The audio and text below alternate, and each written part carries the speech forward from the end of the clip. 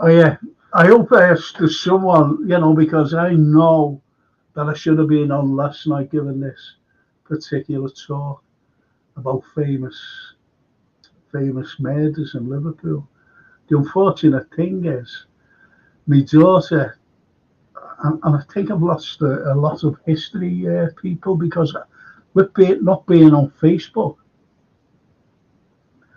with not being on Facebook, I couldn't get in touch with them to say I've cancelled the show till the Friday. There's Misty. Hello, Misty. And she says, hello, everyone. Hello, everyone. I'm Frank. That's what, Misty. I've been, listen, I'm not on Facebook or anything, but is there any way to get in touch with you? I just don't know because you've got the same. I have political shows uh, once every 2 weeks on a Wednesday. And if you'd like to take part, it would be great because you're the same as me. You are the same as me. We we go on the same streams. So if you ever fancy it, just do it. Just do it.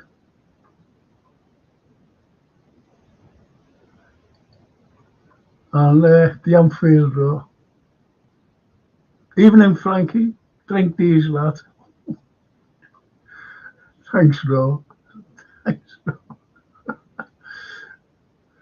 Good evening, Frank. Hope you're okay and you've had a good day, says Paul Turner. I've had a quiet day, to be honest, Paul. A quiet day. A quiet day. And I didn't know that Man United were playing tonight, so I thought, oh, I'm going to be no one here. Be no one here. Evening, Frank, says Gary. Evening, Gary. Good evening, my friend. Good evening. Paul Turner. Hello, Misty. Hope you're okay. The Anfield Row. Hi, Misty. Paul Turner says, hello, Misty. Hope you're okay. The Anfield Row. Hi, Misty. And a thumbs up for Misty. Our Misty. Our Misty. And Paul Turner, before you start, Frank, are you at the film view tomorrow with the early? Uh, I'm doing it. But look, Paul? What time's the kickoff? And I'll let you know. I could be starting half an hour earlier than say 10:30. So it could be starting at 10. Then everyone can go and watch the match. Is it a 12:30? If it's a 12:30 one, that's fine. I'll still go out. Thank you, Anfield. Look at that, the Anfield Row. I missed the reply to the Anfield Row. Brilliant. Oh, not lovely. So it'll be 10:30 in the morning, Paul. So no problem. We'll have. No, I won't. I'll start at 10 o'clock in the morning. 10 o'clock in the morning. I'll start. Got some great films to talk about as well. I've got a fella there, Derek Shelmerdine. He comes on my history show, and he's written a book like it's like an encyclopedia of bands and singers, going right through from like the Merseybeat era, right through. I'm not just talking about people from Liverpool, all over the country, and also Americans as well. It's absolutely brilliant. It's called Rock and Roll Unraveled. I did a DVD, didn't I? Liverpool Unravels, unraveling all the history. And I'm sure he copied that, the title. Rock and Roll Unraveled. But it's brilliant, by the way. It's absolutely brilliant. The Anfield Row. I will watch that lot tonight. Can't stand that Neville and Keane fella taking up there. Stay with us, Anfield. You'll like this, mate. Honestly, you will like tonight. And Paul's saying there 11:30. What the? And he says, no, 12:30. I think he's drank your drinks you gave to me, don't know, Paul saying it. As Liverpool says, Gary, as a series, yes, yes. Don't ask me who, because I'll be doing it. Not tonight, but I will be doing it. And it'll surprise you. It'll surprise you who it is. A proper serial killer, by the way. That's a good one. I know the answer, just wanted to see if anyone else knows. That's a snazzy one, now. Oh, Misty says, look, she's waving to you. Is she lovely? I'll be there at 10. That's great. I'll be there at 10, Frank. That's great. Thanks. No problem. No problem. And Paul says, sorry, the keyboard's error. Oh. And I'm very interested to find out. Exactly. Yeah, the unfair serial killer was on Bruce Allen. Fantastic. Shall we get going? And don't forget, press the subscribe button and the likes to get the algorithm out there. Please. I hope you'll enjoy this. I think you will. Because there will be questions after each one. So bear with me. Just let me wipe these.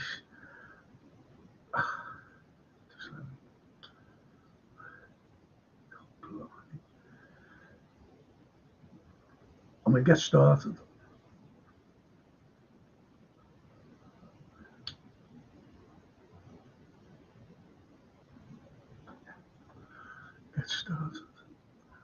Right, I'm going to do this, boys and girls. Get started. On this one, I want you all to tell me, and don't be Googling, please don't Google. If you Google, I'll stop it all. Okay? But I want you to tell me, have you ever heard of this case before? Now, I'm doing 20th century ones this week for the simple reason to get into things. Listen to him. Forgot his name now, but he lived in Myrtle Gardens.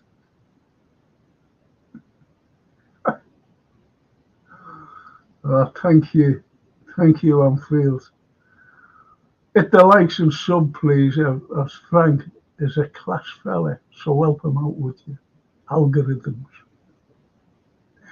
It was great the way the raw, I know he's taking the mic out, spelling the algorithms. Brilliant it was. It's like a play on words. Cheers, Anfield. Oh, pal of Scouse. I don't believe it. It was Jack the Kipper down the Albert Docks.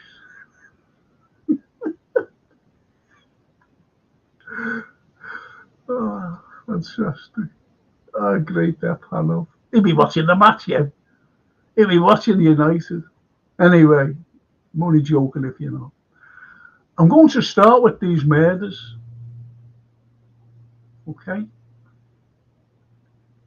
Now let me know if you've heard this before. Please don't Google. It spoils the whole thing, you see. Right. Baines and Devlin. Liverpool Assizes, St George's Hall, 19th of February, 1953. The judge, Mr. Justice Finnemore. Prosecution, Mr. Basil Neild, Case C. defence, Miss Rose Heilbron, KC for Devlin, and for Burns, Noel Goldie, KC. King's Counsel, as you know. Now then, let's get going. Eh? These are powerful people, you know. These are powerful people. I'm talking about Neil, Goldie, and Heilbron. And if you can imagine the Judge Finnemore, you know, as people say, who's the judge? Oh, it's that. Oh, you know, they think that you're doomed anyway, even if you're innocent. Okay. So, as I said, these are powerful people. But I'll tell you something about Rose. I'm awfully sure I've got to take this. This is a serial killer phoning me up. Are you stay? Oh, what? See that? Yeah. Great. Yeah, no, just come down. Yeah, just come down. That's fantastic. That. Thank you. Okay. Oh no, that's fantastic. Thank you. And I'm actually on air now on the All right. All right. See you tomorrow. Come on. What a man. What a man. Thank you.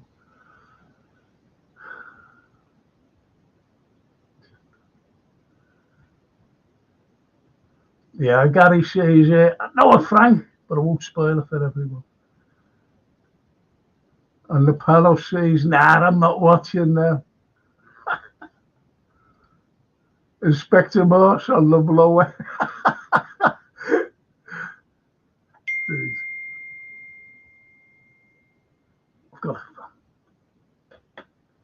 I've got to take this text. I'm sorry. It'll only be an apology. Oh, yeah. Ah, yeah. What a man. What a man.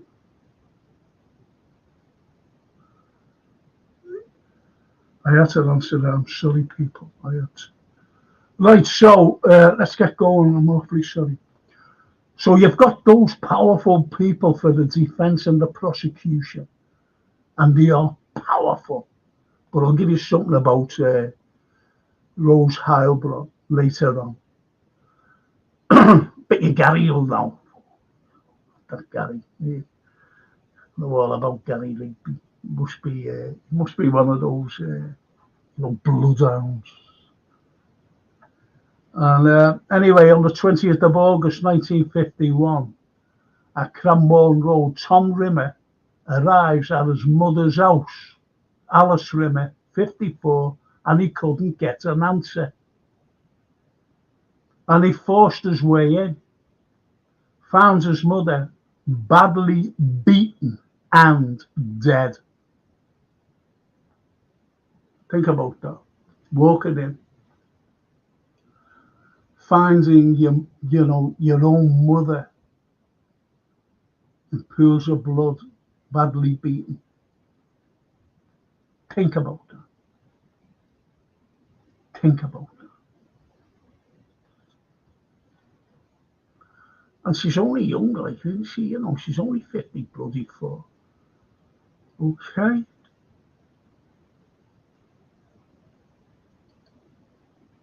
Now then,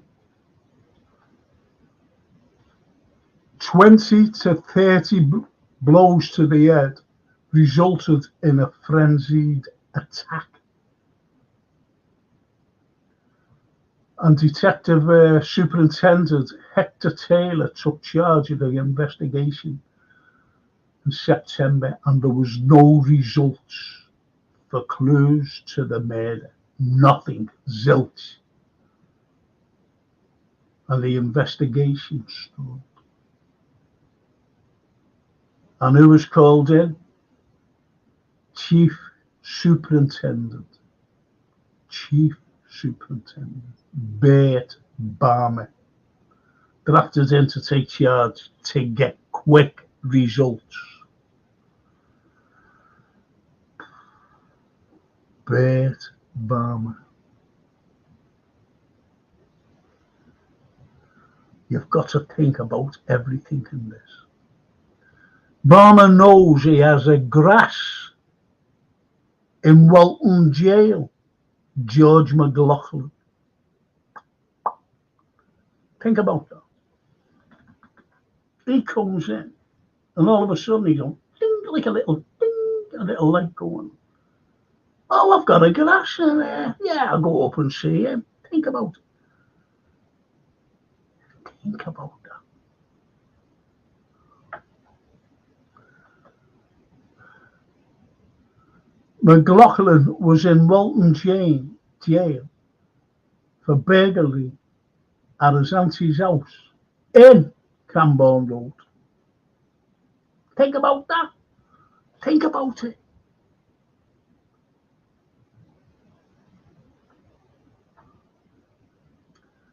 And all of a sudden, Barmer decided the burglary was planned and executed by two men.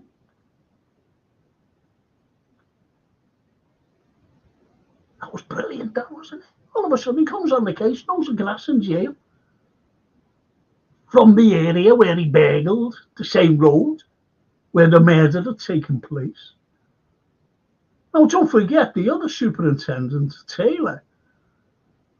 He couldn't find any clues, nothing, zilch. And yet this fella just comes in, bing, grass in jail. This was a burglary by two men.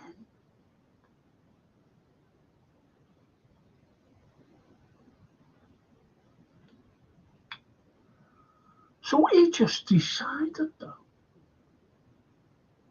Barmer decided, right? He just decided to go up and visit McLaughlin at Walton Prison and ask if he knew two burglars who worked together.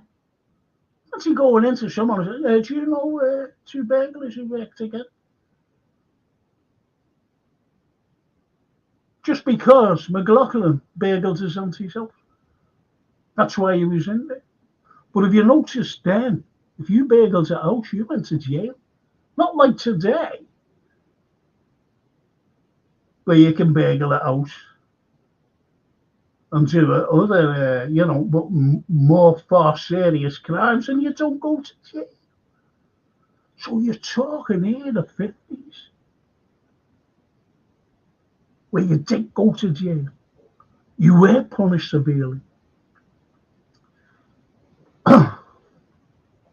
So he was up at Walton, asking, if he knew any burglars who worked together.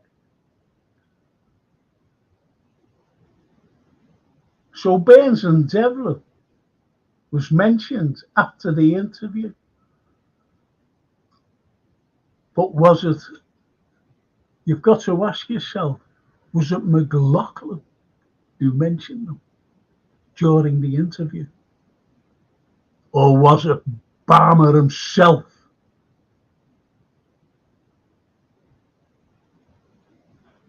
You've got to think about that. And McLaughlin said to Barmer he met both Burns and Devlin to case a job in Liverpool. And that job was at 7 Cranmore Road.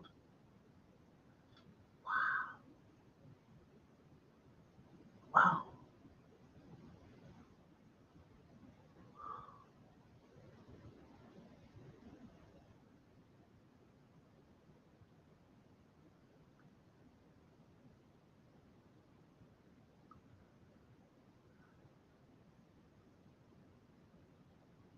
Gary says, Cranbourne Road is near mine.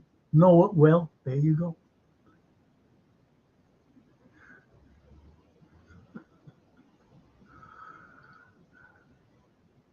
Sounds fishy, Frankie. Sounds fishy.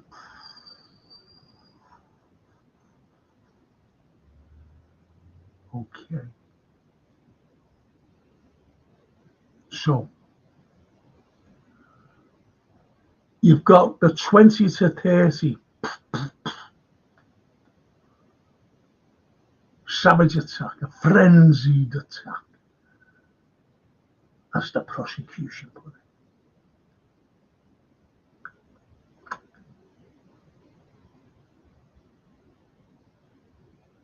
Right. You've got them visiting, you had the inspector Taylor, Hector Taylor, couldn't do the job. So who did he bring in? Bert Balmer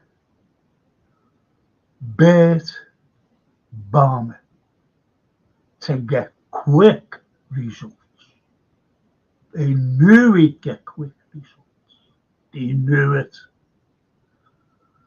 To appease the citizens of Liverpool. Can't be going around having murders in Liverpool. Get someone. Anyone.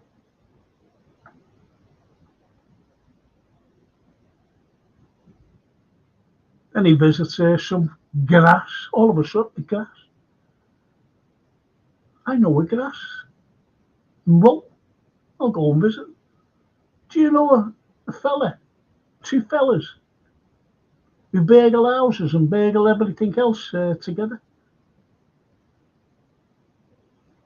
He says to this fella, he told Burns and Devlin, widow Mrs. Rimmer was left a lot of money and stashed it in the house. So this is McLaughlin, telling them, he said that, this widow, Mrs. Rimmer, had loads of money and it's stashed in the house. So now someone else comes into the equation here. Someone else. June Berry, age 20, girlfriend of Devlin, drafted into the plan of robbery. Berry would talk to Mrs. Rimmer at the door while Burns and Devlin would scale back the wall and enter through the window. McLaughlin would give both Burns and Devlin a leg up over the wall. Think about this.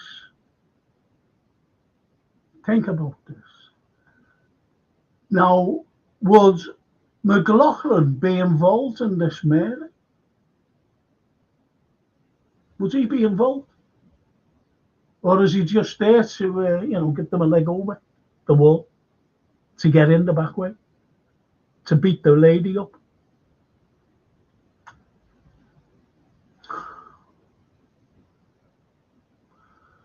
This puts McLaughlin firmly at the crime scene. The plan was set in motion. Berry told Balmer she never left Manchester on the day of the crime. But Berry told Balmer she might know of a girl who went with Burns and Devlin on the night of the crime. Maria Milne, a prostitute, 17 years of age, a prostitute, and the girlfriend of Burns, when interviewed, told Balmer she waited for Burns and Devlin at 6 p.m. on the day of the 19th of August.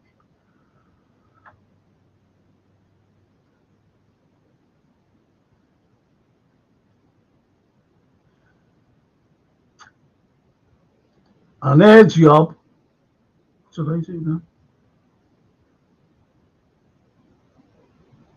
Oh, I don't know what I've done there, I'm sorry. Sorry, people. And their job was to keep a woman busy in the front door of 7 Cranmore Road while Burns and Devlin robbed the house. They never showed at the rendezvous. Well, that's spelled wrong, isn't it? They never showed at the rendezvous. Milne later met them at the Rialto from where they arrived. So she was there supposedly to talk to the woman at the door while they scaled the wall, ran in and killed her for that money. For the money.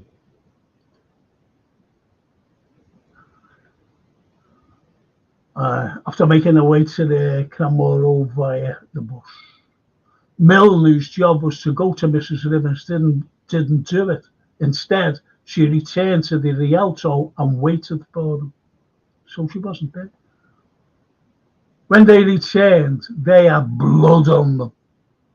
Milne overheard Devlin and asked Burns, "Will the old lady live?" "To hell with the old woman. We'll be out of Liverpool before long and we'll take Maria with us."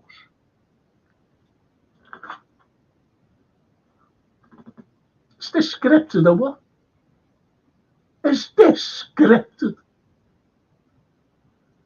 Now, do you know the girl Betty? The girl Betty, Barmer knew her. And he knew her from misdemeanors in Liverpool. But he couldn't involve her. He couldn't involve her. Do you know why? Because at the time, on that night, or that day, or that week, she was actually in hospital. So he said, "Well, do you know anyone?" And he picked this young girl.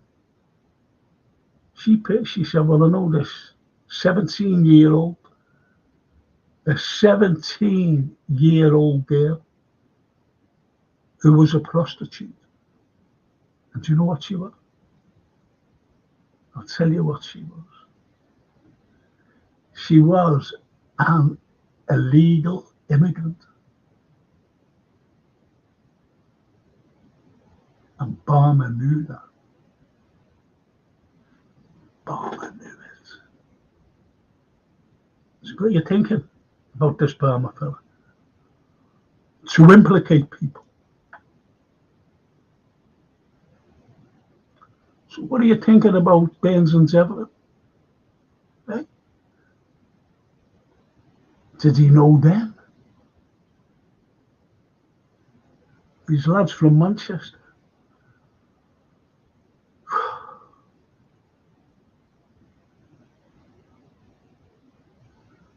So the defence argued that all the evidence against Burns and Devlin had been nothing more than circumstantial. Burns and Devlin, known criminals, were at a totally different location on the night of the murder, let alone be involved in the Cranbourne murder. Burns and Devlin and another man named Alan Campbell were robbing a warehouse, Sunblinds Limited, Great Jackson Street, Manchester, on the 19th of August. The night Mrs. Rimmer was found murdered. They were burgling a company.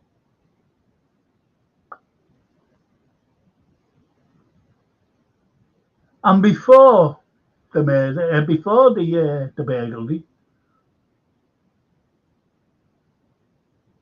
and the murder of Mrs. Rimmer, they went to rob Burns and Devlin and Campbell. You know, before they went to rob, like that is, this is supposedly to rob this warehouse, because they're saying allegedly. He went on a pub crawl and left the pub ship in at 11:30 to do the job. Sorry about this. To do the job.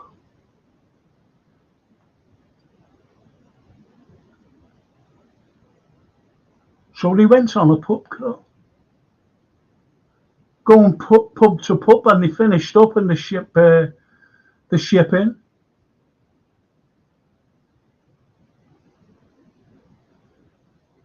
Alibis, everything they've got. Alibis. A fella, he's in strange ways. He got done for the burglary, and he wouldn't give his accomplices the names of his accomplices. Yet, it was these two. So they've got lots and lots of alibis. They couldn't have done it. They couldn't have. Could they? Okay.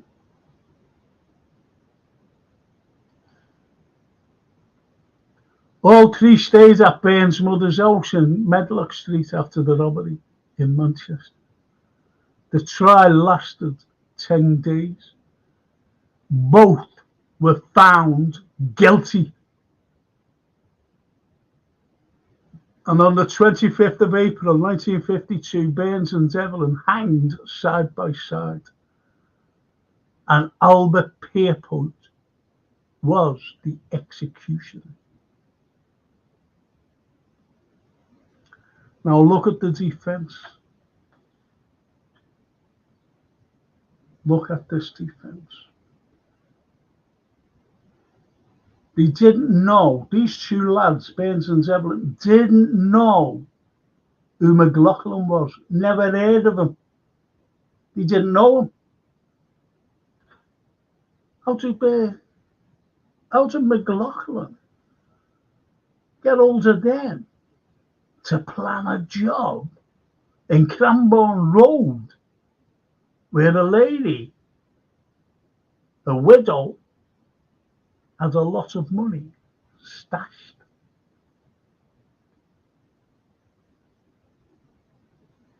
And they weren't seen at the crime scene. Not one witness around Cranbourne seen them. Nor enter, nor leave the premises. No murder weapon or weapons have been found, discovered. They never found any murder weapons whatsoever. Fingerprints were found, not Bairns or Devlin.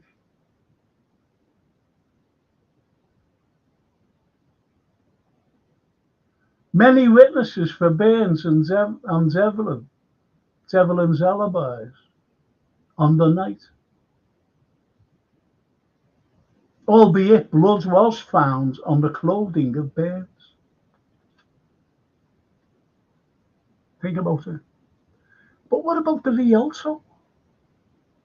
Now, think about the crime scene. Think about it. Blood. Look, can you see this? Oh, you can't see. Can you see that? I was doing something before. I scraped. And I cut my arm. And the blood went.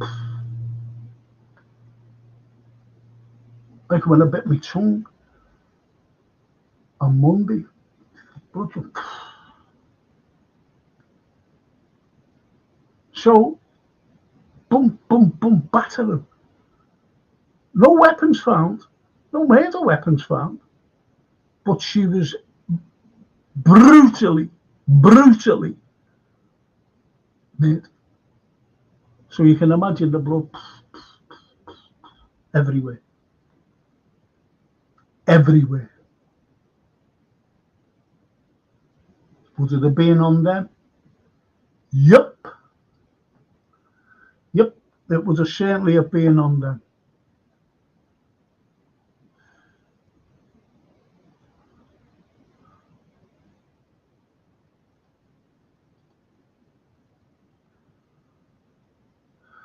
So the blood, but the forensics could not match the blood of Burns or Devlin to Mrs. Rimmer.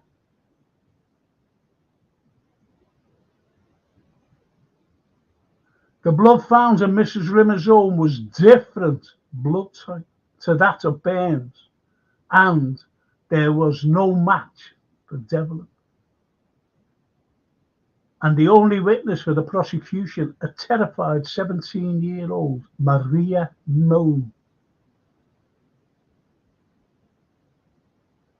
whom was not seen at the corner of Cranbourne Road, Cranbourne Street, nor at the Rialto, as she stated. Neither was Burns and Devlin. Now, this young girl, Maria, she was an illegal immigrant. And when Barmer was told her name, he went to her and he said, I could have you on a plane back to wherever you came from within 12 hours. But I'll let you go if you do this. The witness. Think about that. Just think about the defence. Think about it, please. They didn't know who McLaughlin was. They were never seen at the crime scene. Not seen leave or, go into the premises. No leave. No murder weapon had been found. Fingerprints were found and they weren't Burns nor Devlin. Many witnesses for Burns and Devlin, alibis on the night. They were called all liars. And you remember, pubs then were had to shut for 10 o'clock. And the prosecution got up and said, do you believe this landlord? He lies about his closing hours. He lies about them. So he has all these criminals in. Not just Burns and Devlin, as he says, but other criminals. Other criminals. He's a liar. He's a criminal himself. He should be shot. He should have his license revoked. He's going against the law for shooting at 10 o'clock, 10 p.m. every night. So he's a liar. He's a vagabond. And do you believe that man? Most probably friends with these two. Burns and Devlin. Most probably good friends.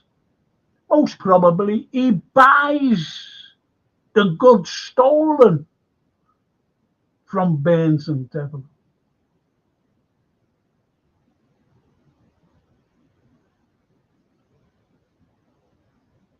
So you see how anything can be spun. And yet the alibis, the lad's in jail. Do you believe him? He's already in jail. He could easily say that he was with them that night.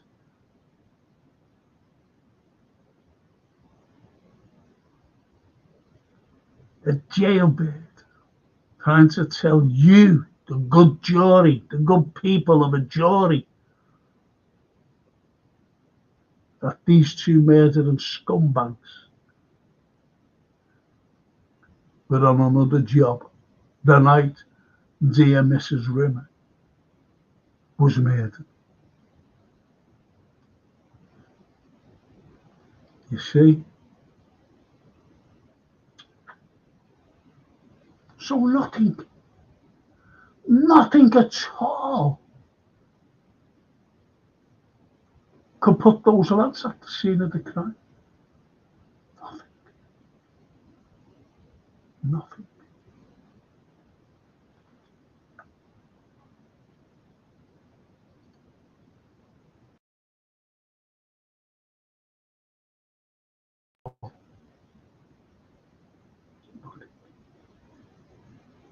So what do you think of that? What do you think of that? Do you believe they were guilty?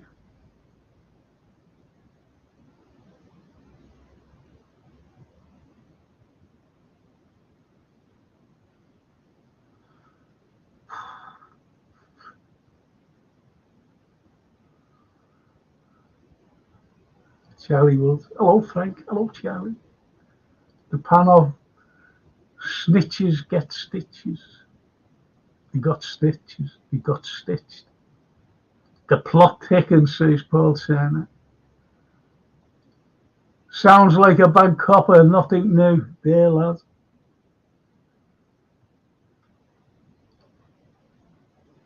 Bert Barmer.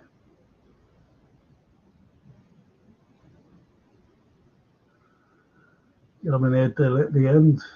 Bert Barmer. Gary Richards. Tell you how, Frank, dear boy. 3-0 Liverpool. 2 from Nunes, 1 from Jota. Thank you. Intriguing, that one, Frank, says Paul Turner. So you see the way the manipulation of the police, especially by Bert Barmer. Do you see the way they brought him in for quick results?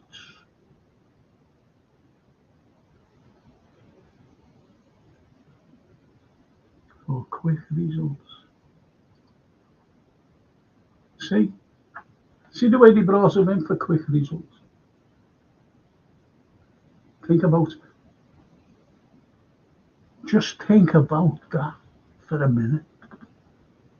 I've just got to adjust this lighting. You don't mind. Better. I'm useless at this, you know. But alright. Oh, it's gone worse. Still can't see it. Oh, shocking.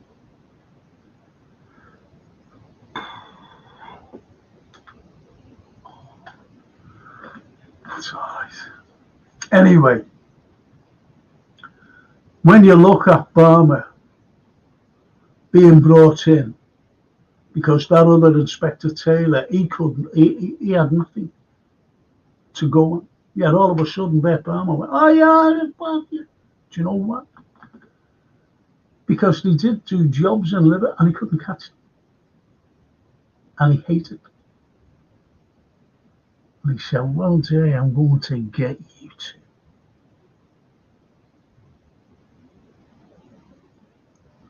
One day I'm going to get you two. Anyone who crossed Burma, he'd have them. He'd have them. Anyone. Even the underworld. And we had an underworld here. Still have, I suppose. So what do you think of that? Hey?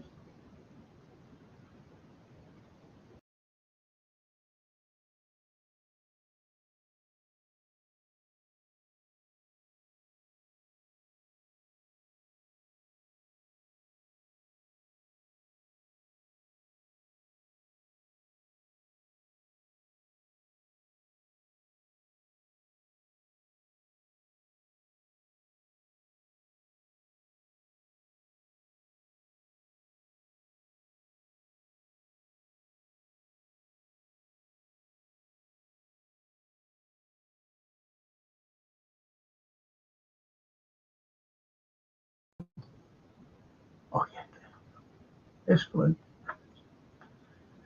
So he's found murdered. Gutted, shot 4 times. What does this happen in Liverpool? It does. Gutted and shot 4 times. 2 bullets penetrated his cheek. Another 2 deliberately shot his eyes out. Time of death, 3:30 a.m. So the question's asked, why was he callously gunned down? This constable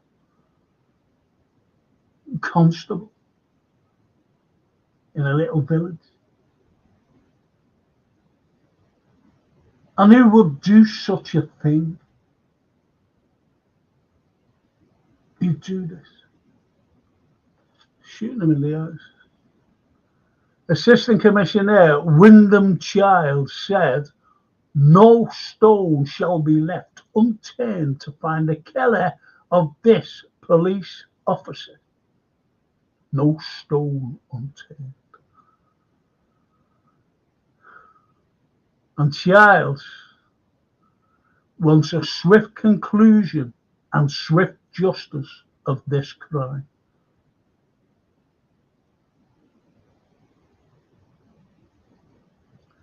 Childs is also an expert in bullets. He quickly establishes the gun used in the crime was a Webley revolver.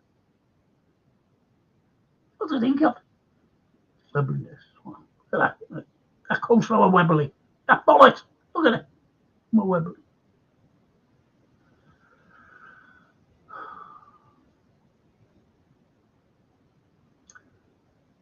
December. Now, don't forget, this is September. December, the police are no nearer solving the crime. The public and Parliament are quite concerned. There hasn't been any arrests so far. Then, all of a sudden, police arrest a man who had 4 guns in his garage. The man, Frederick Guy Brown. Think about that.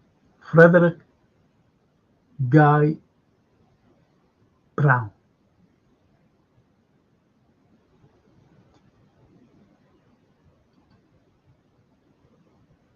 Police received, think about this, boys and girls. Police receive anonymous letter from a prisoner in Dartmoor. The letters describe Brown as dangerous, or as far as dangerous, this Brown. And his guns are in his garage. Now, don't forget, what you've got is Parliament and the people, citizens, the country are concerned. And what the Child say, the Commissioner? There'll be no stone left unturned to bring the... Did you notice what he said? Show you.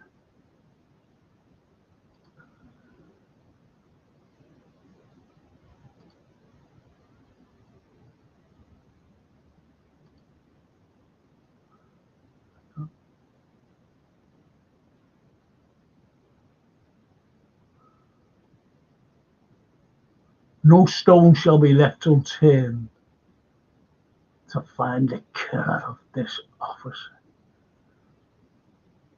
No stone unturned. Yet by December, this happens in September, and by December there was nothing. There was zilch. You've got to ask yourself, like the Cranbourne, why didn't he bring these police in at the beginning? Do you understand? And all of a sudden, they bring someone else in. And the anonymous letter from a prison.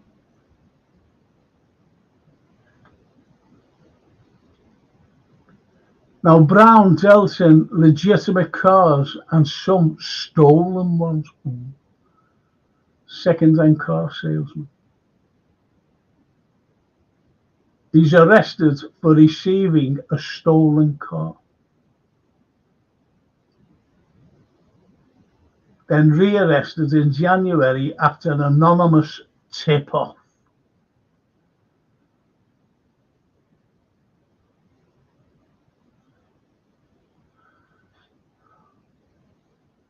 Childs, bullets found in Webley similar to the ones that killed P.C. Guthrie.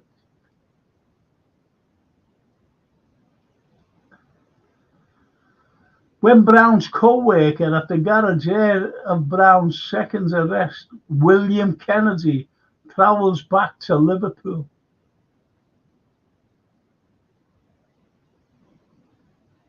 Kennedy was arrested in St Andrew Street off Brownlow Hill, which is now the Bullring.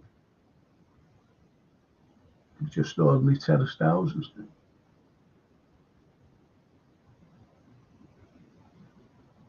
And taken in for questioning. Now, Kennedy did admit stealing the car and shooting, and said he knew nothing about the murder of the policeman. I know nothing about this, mate. All right, so yeah, I did steal a car and brought it to Guy Brown. His garage.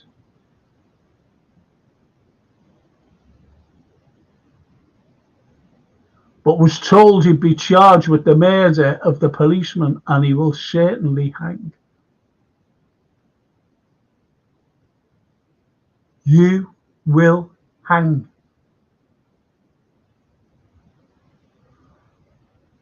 So, can you tell me what they're saying to him? He said, listen, I wasn't there. We know nothing about this murder. It's being collected. But I don't know nothing about it. So what are they actually saying to him when they said, you will be certainly hanged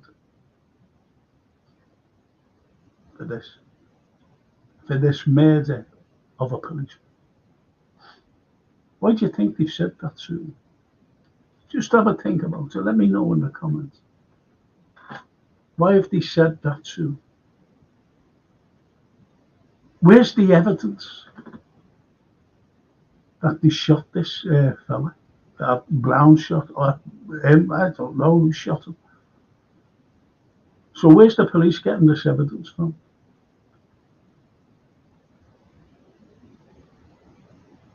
You're talking 1951.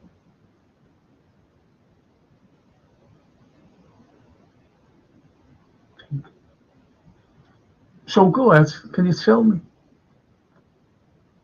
But you're not watching the match, aren't you? You're not taking a blind bit of notice, unless you don't know the answer. Well, the answer is this, it's simple. If someone had you, and you wanted a crime solved, they're going to go to either or and say,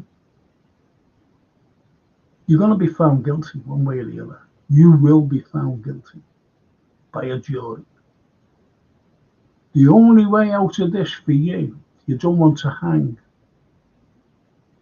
is to give King's evidence.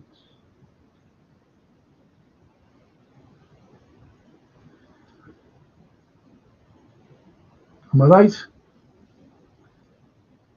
Yes.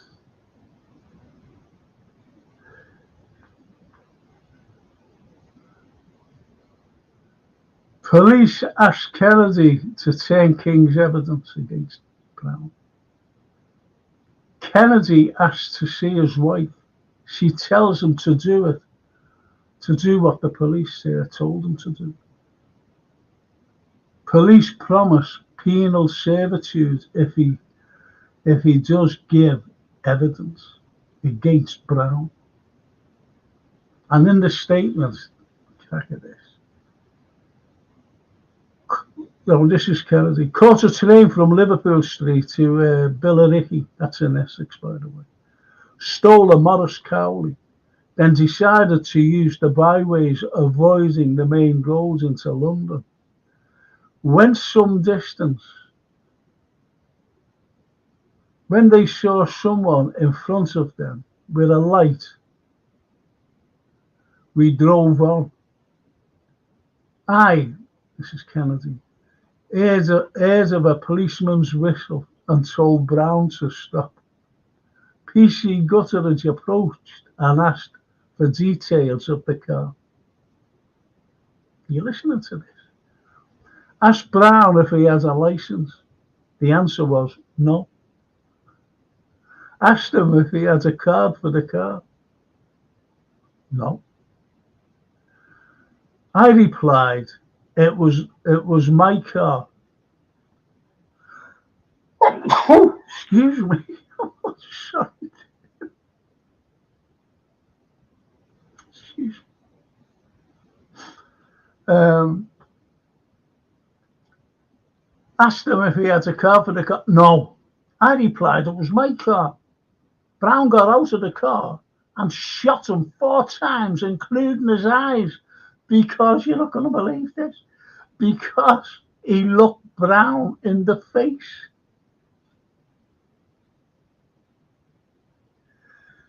Child concluded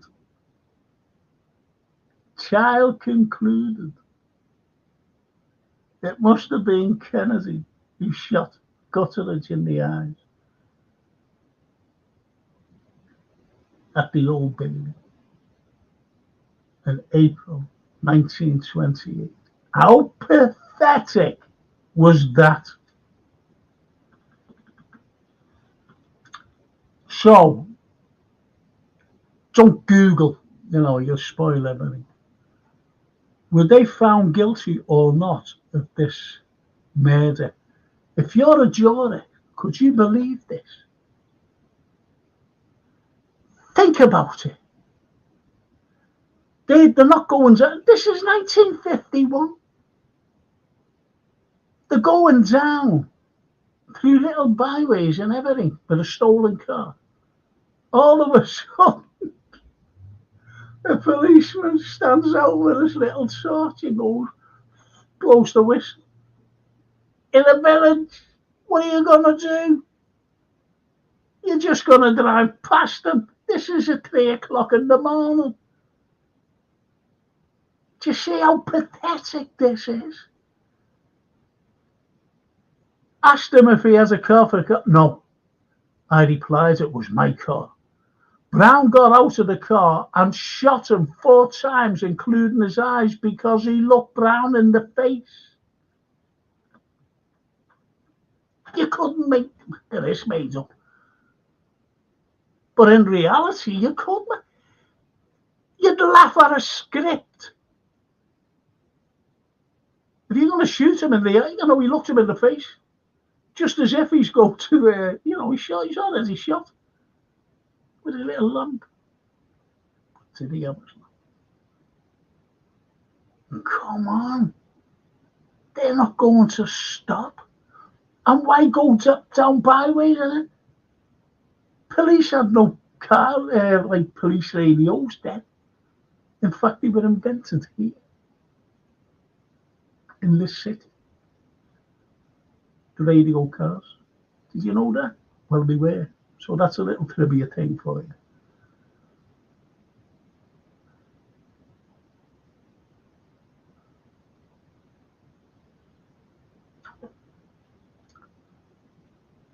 Pathetic. Shot him in the eyes because he might be recognised.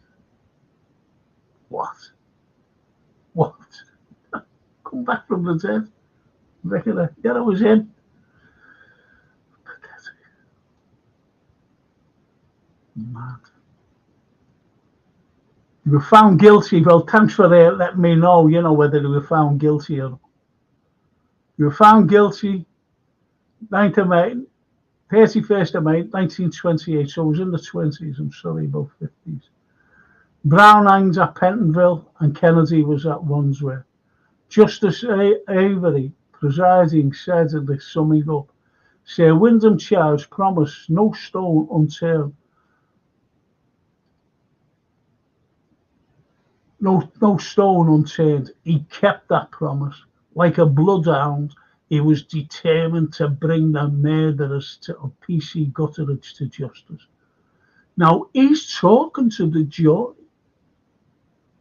He's presiding and he's talking, summary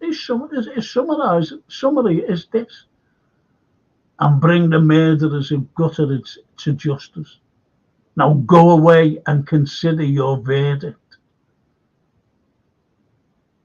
And at the end, gutted, remember when he was showing his light? Because you had those like box things then, and you had to take it out of the box and do this. Not like a torch then. Gutteridge's torch was still in its case. He couldn't, therefore, have shown it at the car, as was stated. And Charles and Avery were very close friends.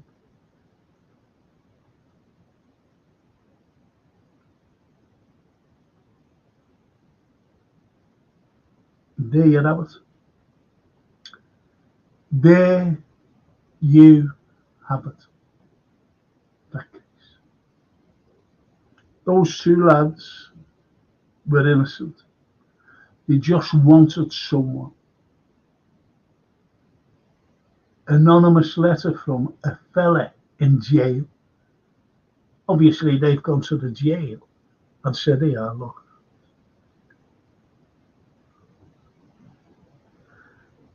write this letter and we'll see what we can do for you to get you out of here."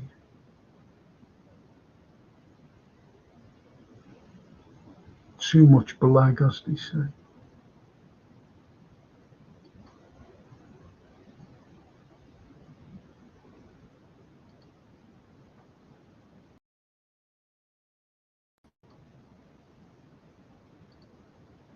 So what did you think of that?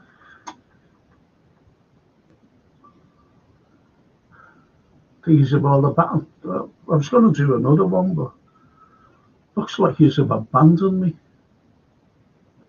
So I'll finish on that. Sorry about that. But I'll finish because there's nothing coming through. I was going to do a cracking thing as well. The third one.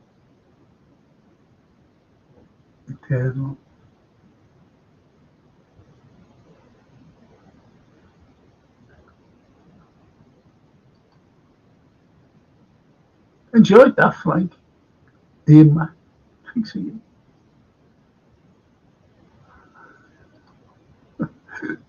Paul Shearer. No, I'm still here, Frank, just listening and telling me.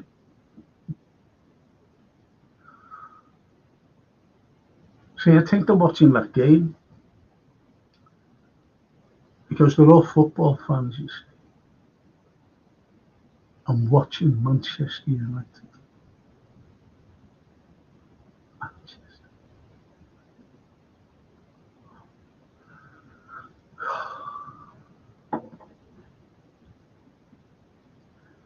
See, what I was going to do next was Kraken murder. See, there's hardly anyone here, no one else, there's two. And I don't want to spoil it for others, especially me history people. But the other one, it's so sad.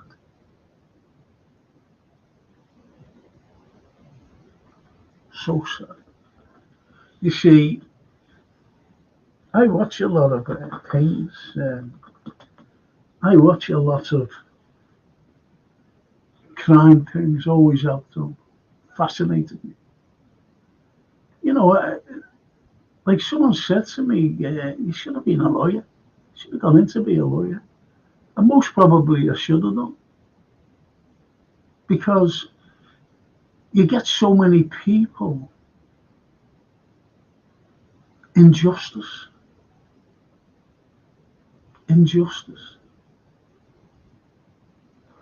And then all of a sudden, like it's like, say, like Marilyn Monroe, for example. Marilyn Monroe was murdered.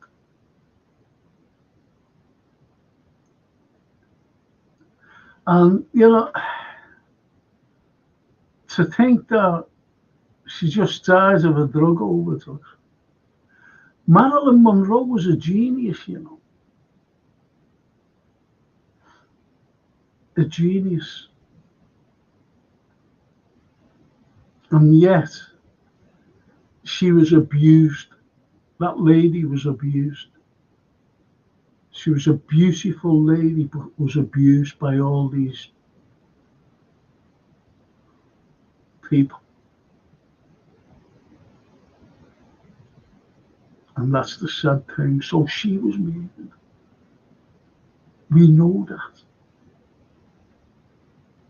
John F. Kennedy, murdered. Well, we know that because we see film of it.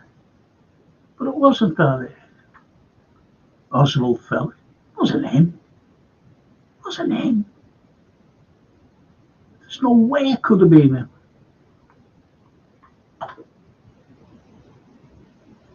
Both two there.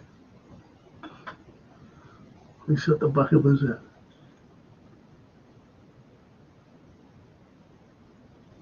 So you see, how they cover up. How they cover up. And then all of a sudden you get called conspiracy theorists. No, a conspiracy theorist. It's just like those two trials, okay? And four people hanged who were innocent. By the way, like when he said turn King's evidence and he turned King's evidence, he was hanged. You've got to ask yourself, well, hang on, why did they go back on the word? If you think about it. If you think about why they went back on their word after saying you won't hang if you can give King's evidence. Because his wife said to him, look, they'll hang you. And at least you've got a chance to. He said, but I didn't do anything. And he knew it. She said, but you've got, if they go to him, he'll take King's evidence and you'll hang and he'll be saved. So you're in a dilemma. So we take King's evidence. Yet he hanged. And I'll tell you for why he hanged him. He said he was doing, they'd send him to penal servitude. Well, that's fine, you get sent to penal servitude and you serve your time. You come out, and what you do? You tell the truth. They told me. We didn't do that. They told me to take King's evidence or I'd have been hanged. Do you understand?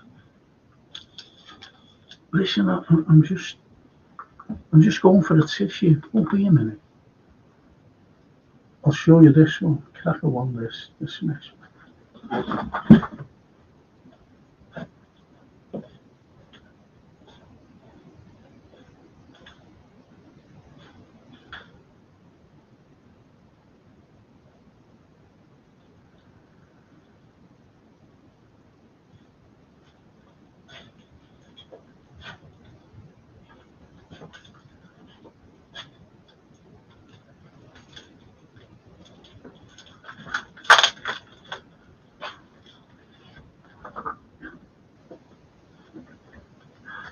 Has anybody ever had difficulty in opening packages? Even butter, you can't get the lid off. I've just been trying to open them. Blimey.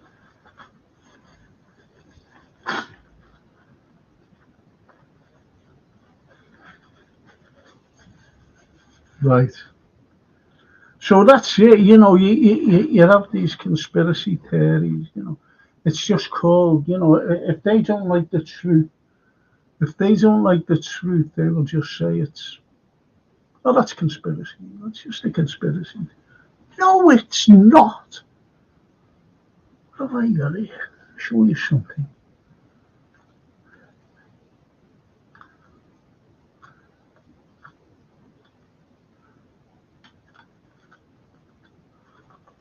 Look at this. You see that?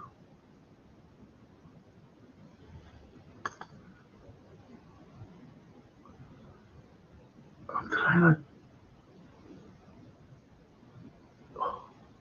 But what it says, RMS Titanic, why they sank her.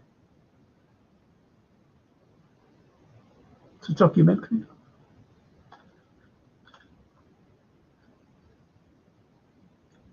I was banned. Proper documentary, by the way. And it was banned. And that's conspiracy. Oh, conspiracy theory. Banned it was.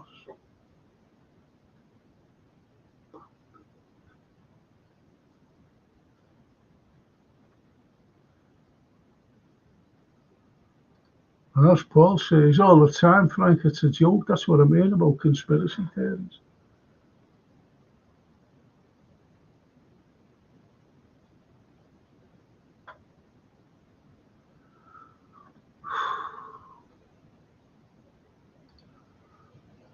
They said it was the Olympic which sank, I've heard, and not the Titan.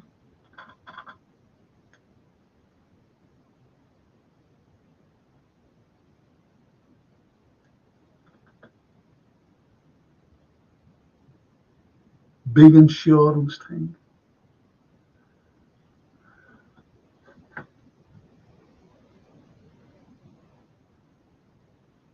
That video, powerful.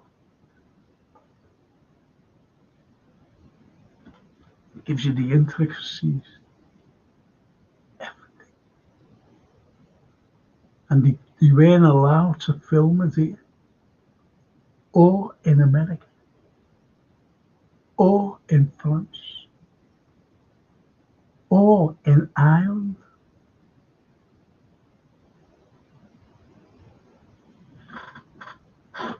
It was a big Swiss, as they said. Big one.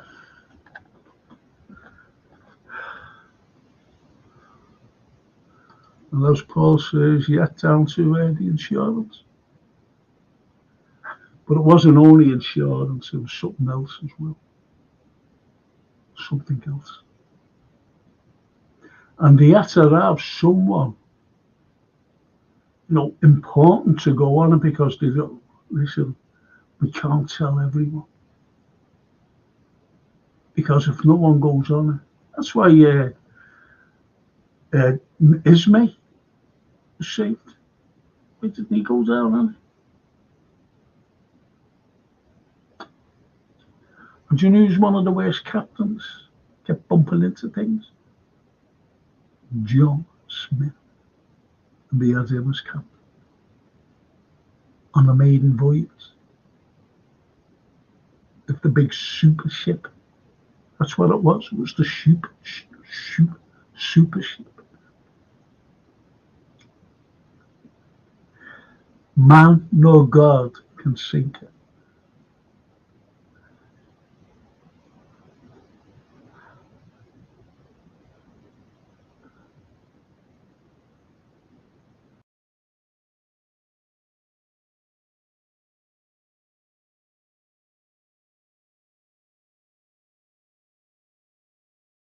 This was his last voyage. Absolutely.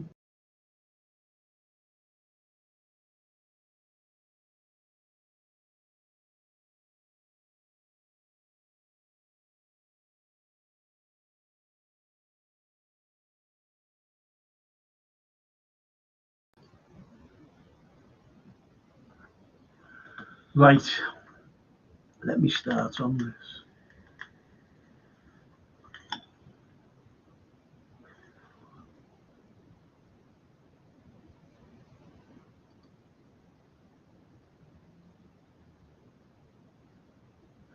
This is the old curiosity shop. The old curiosity shop.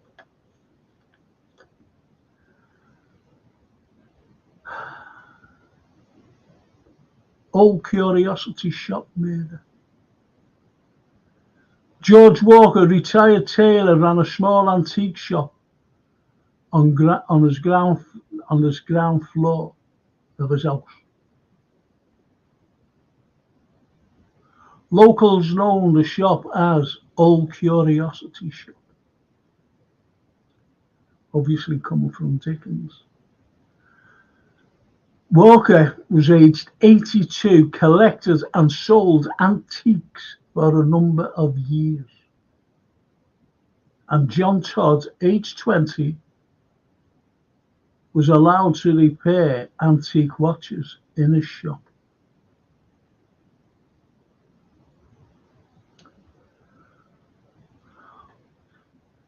On January the 13th, 1953, two schoolboys wanted to purchase two radio valves, and Todd answered the door.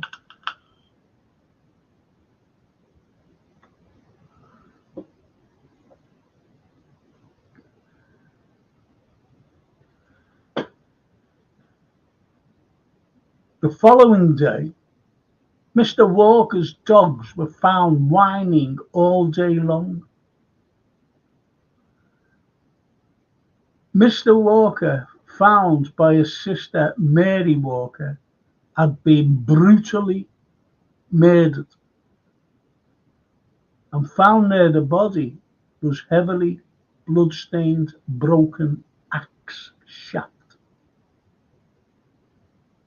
That was found by the body.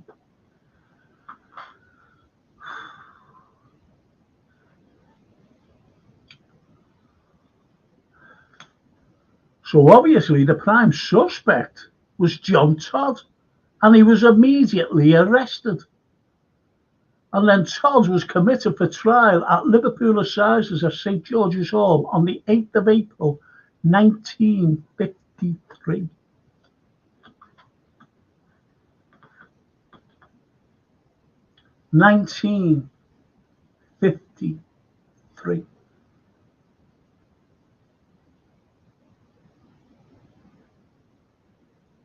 All of a sudden, bang, he's on it. Arrested.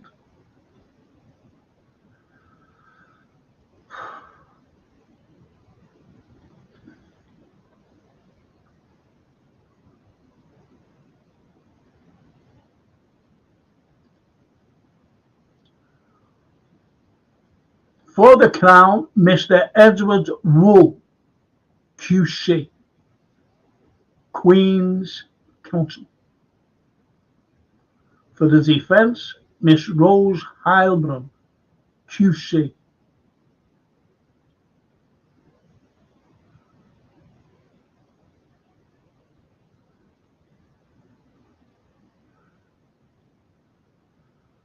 The Crown claimed Mr. Walker's blood found on Todd's blue suit and his inside pocket.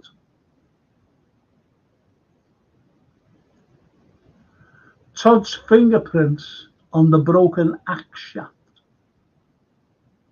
had easy access to the shop, had known about valuable antiques taught by Mr. Walker himself, found Todd's bloody crepe soles in the hallway. Witnesses told police seeing a tall, pale young man leaving the shop at 3 p.m.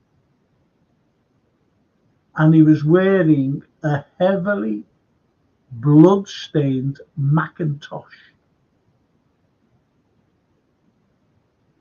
Mr. David Harrison, jeweller, sold Mr. Walker an antique watch, and it was found in Todd's possession.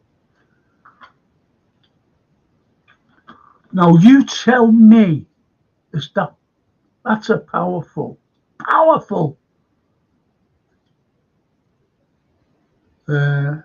opening for the prosecution. That's powerful, that. Blood, Mr. Walker's blood, fingerprints, a watch antique watch on Todd's possession, or in Todd's possession. He had easy access. He found it, like the sole of his foot in the blood, scraped shoe. Think about it. So everything's leading to him.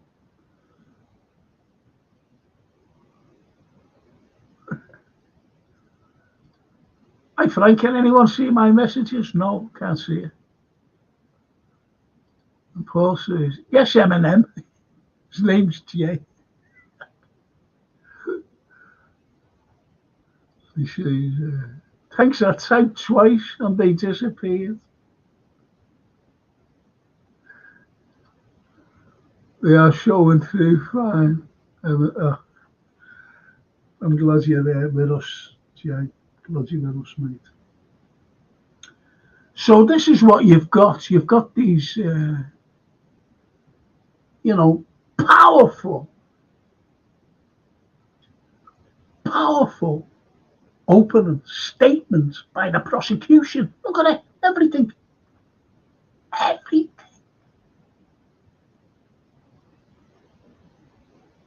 Now, don't forget, he was found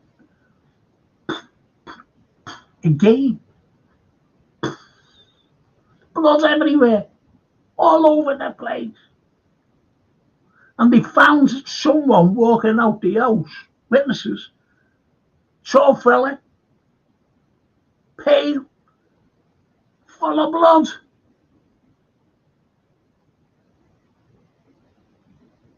At the time of the murder. And yet, the Crown's blood was found on him. And his inside pocket. Why was the blood found in his inside pocket?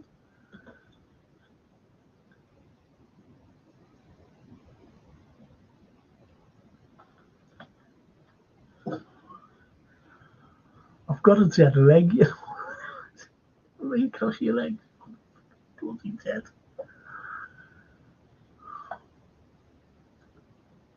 That's the opening. And that Mr. Edwards Wolf was a powerful prosecutor. Miss Rose Heilbrook, again.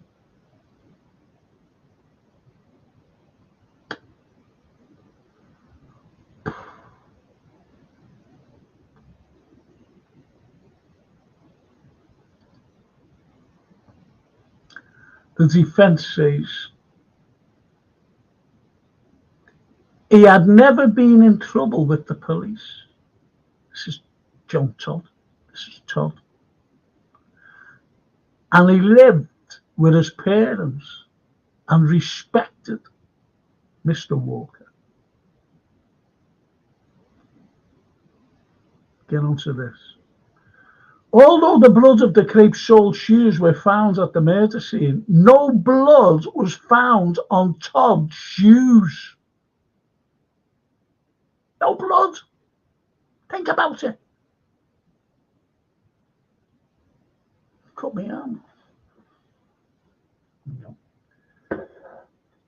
Cut me arm before. Yeah. You might think that looks little, it's not big. The blood went. Ruins a shirt on me. Blood went over my shirt. I didn't even know it was cut. I ruins another shirt. When I bit my tongue that time, the blood just went.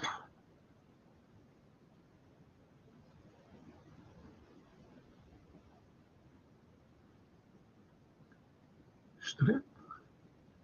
When I bit my tongue the other day. When I stood on something.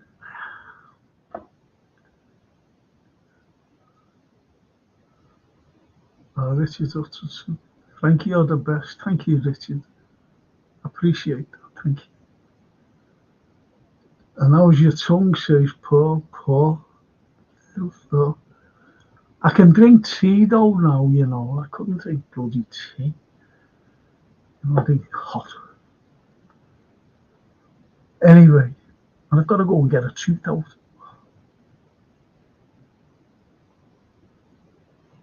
In the next few weeks. Cost a fortune. No more national health dentist, I'm afraid. You've got to pay a lot of money for them. Anyway, so the blood found in a suit and in his inside pocket could easily be explained. In Todd's statement and in the witness box, Mr. Walker tripped and fell against his shoulder, cutting his nose in process. Took his handkerchief out. Hold it there. And then he actually went for the tea towel because he did have terrible nosebleeds, unfortunately, because there was something wrong with his, I don't know, one of his membranes or something in his nose. And if he had a nosebleed, it just gushed, just like me. Gushes. And he just ran because he bumped into his shoulder. He was going, whatever that bump got it. He just ran and got it. Now bumped into his shoulder. Think about it. Handkerchief, just hold it. Ran in and brought in the tea towel.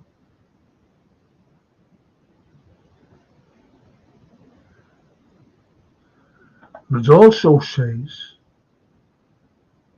Todd's raincoat also had blood and he put it in the cleaners. He answered the door because Mr. Walker was busy repairing a watch.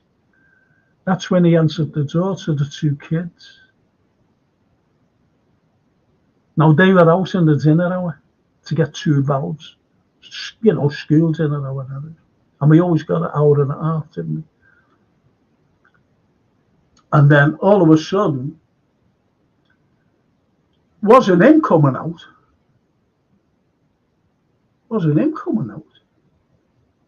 You see, and it's all there. Where would the blood be? Where would that blood be? Would it be a little bit on his shoulder? Where, banged into it, drop of blood first, then the gush. Sat him down on the bottom of the stairs, sat him down. And he gave him the handkerchief, but the blood was going on the floor. Now, don't forget, that man was beaten all over the place. Beaten. Boom. Boom.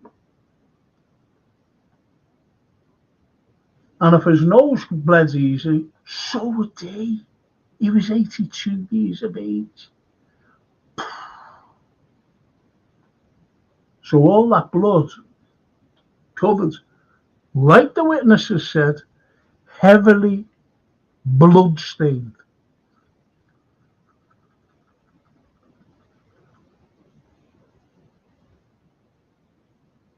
So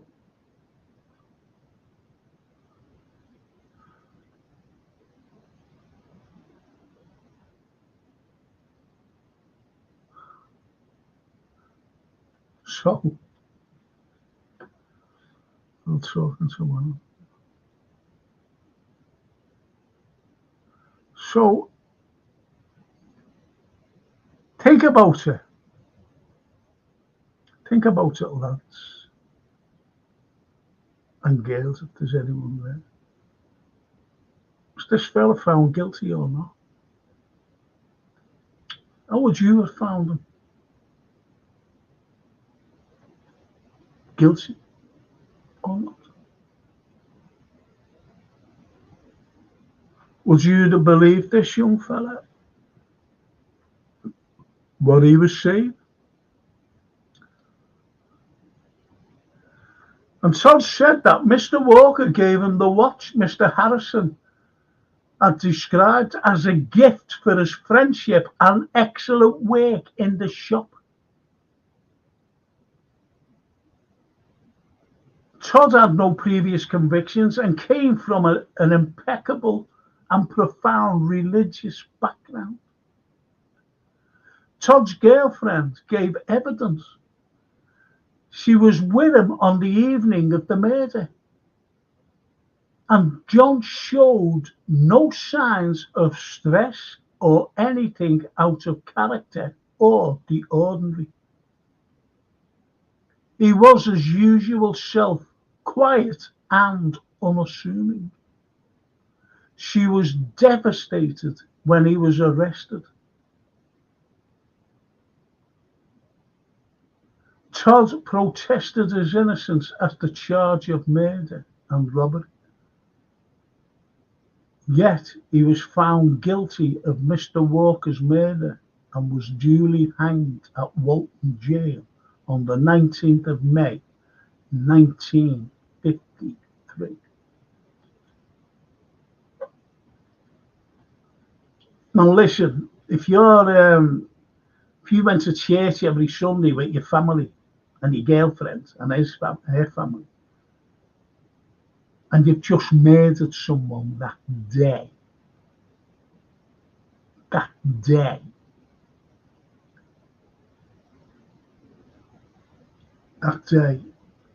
how would you react?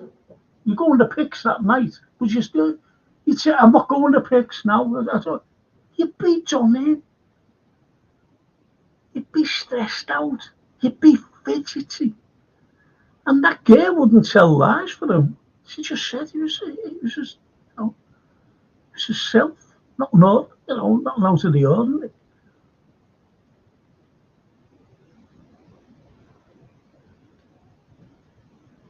No mention of the murder or anything, because it wasn't until the next day that Mr. Walker was found. Yet this lad was found guilty.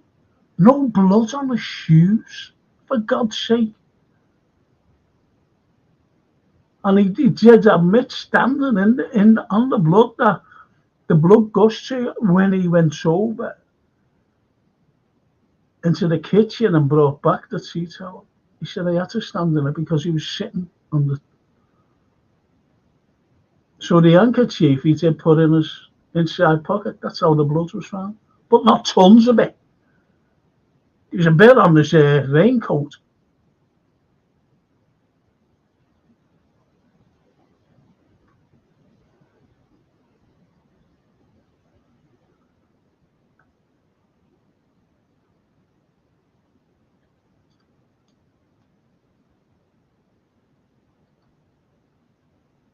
Harry Livermore failed in his attempt for an appeal, saying Todd was absolutely innocent of any crime.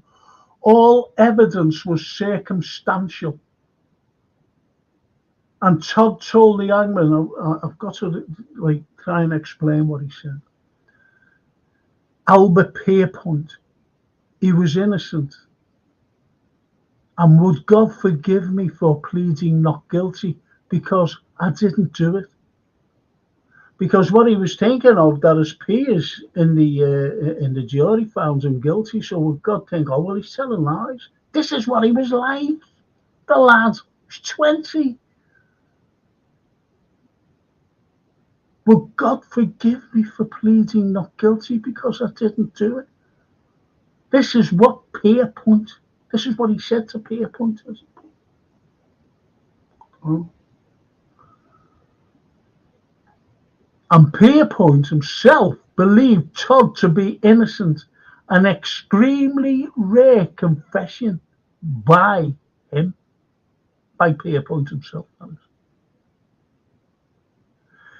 And the robbery, remember the watch? And he said he gave it to me as a present. No watches that were stolen at the shop were found on Todd or at his home.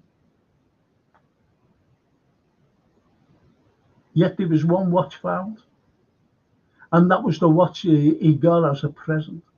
So if he did do it, he's going to get rid of that watch, isn't he? say he did hide the watches.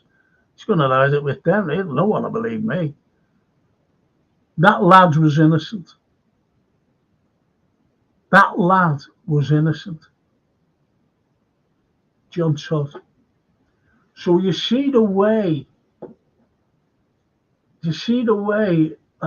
the evidence against him was so flimsy, it was impossible. Like Kennedy,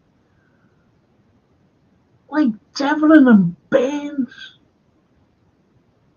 Remember I said at the beginning about Rose Heilbrunn? Oh, she lost that case, the Baines and Devlin one. And she also lost this case, for the defending Todd. So I'll tell you why. I'm not going to believe this. I'll believe it because it's true. Pathetic. Now, I'm a historian, right? And when you look at the likes of the Bronte sisters, for example, they didn't believe that they wrote Wuthering Heights,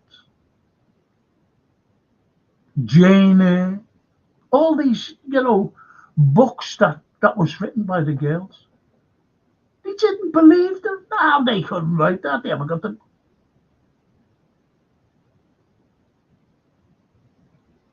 And when they went into that profession, remember only recently, in recent history, they've said, women are being left behind in all the top jobs.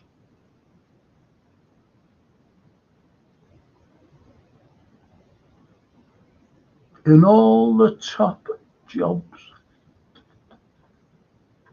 And it's shocking the way people perceive, and I'm talking about male-dominated societies, even right up to the 60s. They didn't want her to win any cases because it was male dominance. It was all men.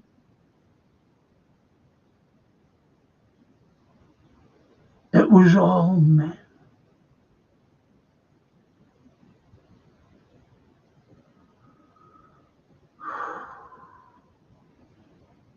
And they daresn't go against the police.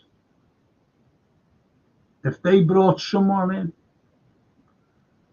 I'll be doing a murder where there was I'm not telling you what it is, but I will do a murder. I can't do it tonight.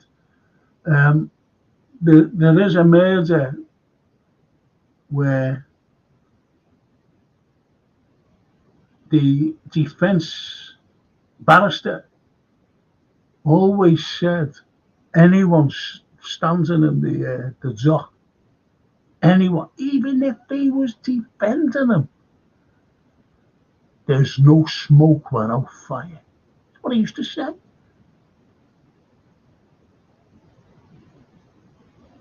And I'll be doing a couple of trials with him. Incredible. That's why you hardly got anybody off. Look at Ruth Ellis, the last woman to be hanged. The last woman to be hanged. Today, would she have been hanged? No. If he was hanged, no. Just nuts.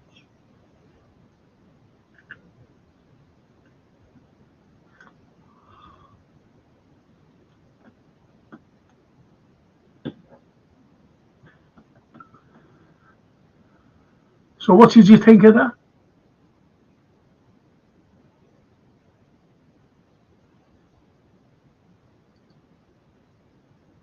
What did you think of that? If you enjoyed it, I'll do another one. Now, I might do it next Wednesday. It depends on if I'm doing a social issue, what's going on, which I'm very concerned about, by the way. all the lies, misinformation, propaganda, and everything that's going on. And I mean everything in the state of this country as well. I'm worried about our pensioners. I'm worried about the state of play. Why are the people, protesting? Why is protesting, being banned? And I think it goes back to Orgreave, 1984, and the miners. You wouldn't be able to do that today. You'll get arrested. Anyone, and they'll get your name and arrest you.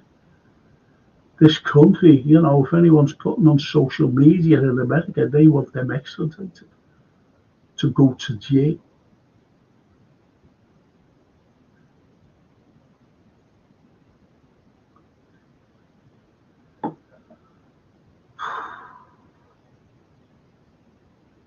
So you see, it's shocking what's going on. It's what you call control. You can't move phones. And they reckon that Alexa is one of the worst things. Still listening to you. Like to this. I've been banned from Facebook. And I've done nothing. A hacker got into my account, and I know that you've heard it before.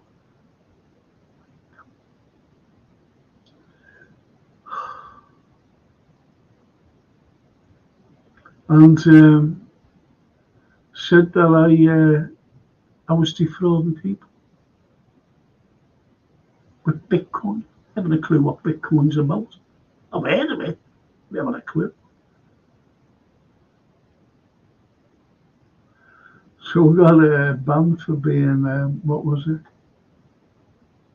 Deceitful and fraudulent.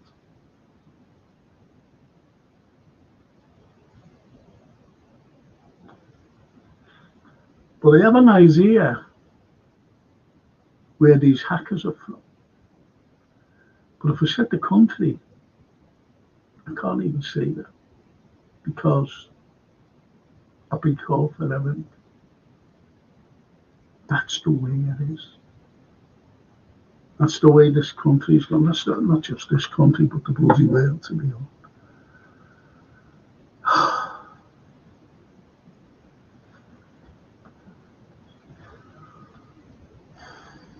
Let's see what you've said. Yeah, Paul said, oh, this is football. Are you going tomorrow, Richard? After you finish that season, you should feel optimistic.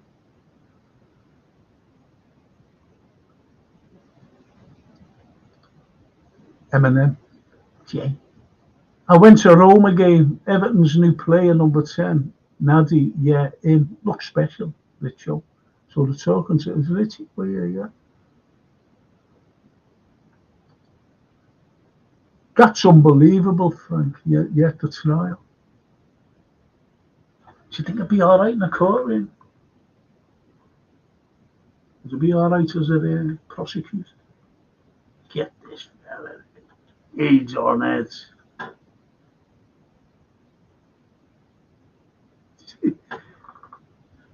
He dropped a charge against the fella, because of what's going on today and all this legislation they're trying to get through. It's only for control. And he calls a horse. It was dropped the case, they just, oh, behave, get out. Do you know what it was? Calling a police or, no, he never called it, he just said, your horse looks gay. He's arrested for it. Charged. And down in Kent, you can't swear. Somewhere in Kent, forget where it is. They're wanting to bring out something to council. You can't swear in this particular town. Seaside town.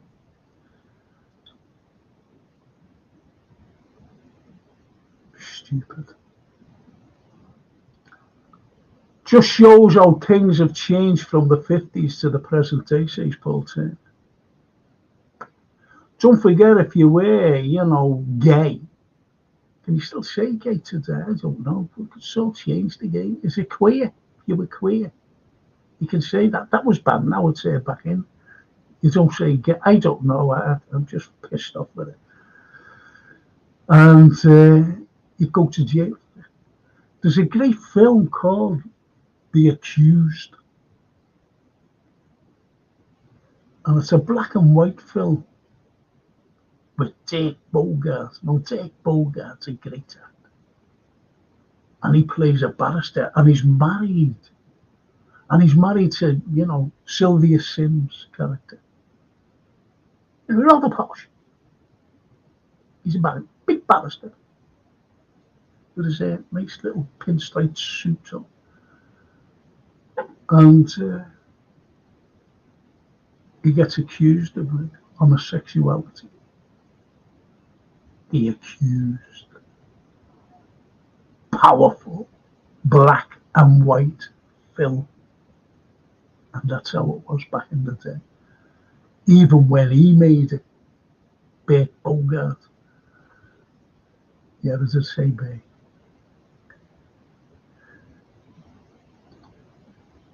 And Jay says, really interesting, Frank, and a great lesson in history. Paul said, it's a terrible situation the world is in. I'm just glad I was brought up before things got worse. I wouldn't like to be brought up now. I feel sorry for my nieces in today's society. I feel sorry for my granddaughter. But you get molded into that. We all get molded. We all get molded into everything. You see, right through time, each generation as it goes on, you get molded, citizens get molded. And the Americans have got a thing called the New World Order, and they want to control everything. They just don't want to control you, but they want to control every human being on the planet. And that's why they go after countries. You've only got to look at Venezuela. They had it 2 weeks ago. They had an election. And President Maduro won a third term. Because he's turned around their economy, because America's always sanctioned Venezuela because they want the oil and other resources. And Maduro told them to piss off. So they've just come out now. Yeah, it was a fix. Here's the real president. No one fucking knew. No one knew it. This Gonzalez fella. Who's he? You see, they just want regime change. And that's what it's like today. That's what it's like. It's shocking.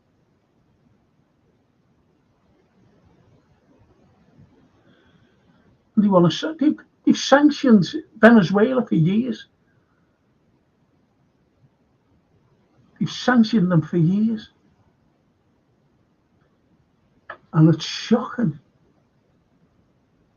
the way, they can just say, who are America? Who are they? What are they doing in Syria? Stealing their oil? Who's invited them there themselves? Dare one of you go into any shop tomorrow or go into buy a Big Mackey's and not pay for it?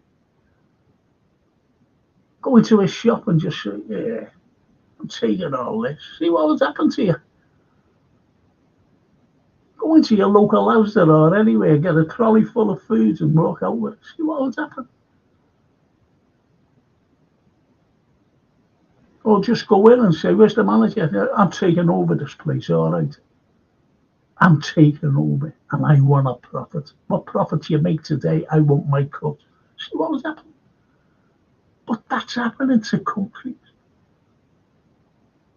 It's extortion. It's it's pathetic. Sorry. And Paul says, I won't be able to breathe one day, Frank, or talk. No, you won't. I watched that pod you sent me, Frank. Shocking. Told you, didn't I? Told you. Arthur Schofield. Hi, Frank. Me again. Sorry I was late with my thoughts on the previous cases. However, I would have to agree to me believing in a wrong decision in this case. Circumstances.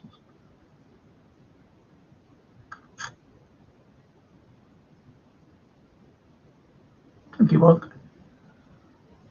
Every comment is a bonus for Frank.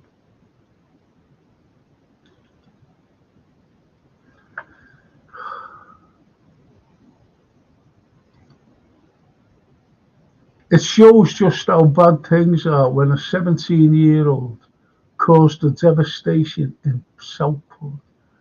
What drove a teenager to look? Do you think that he's just woke up one morning? I know I've got to be careful what I say, like, and just got and got a knife and gone to a certain place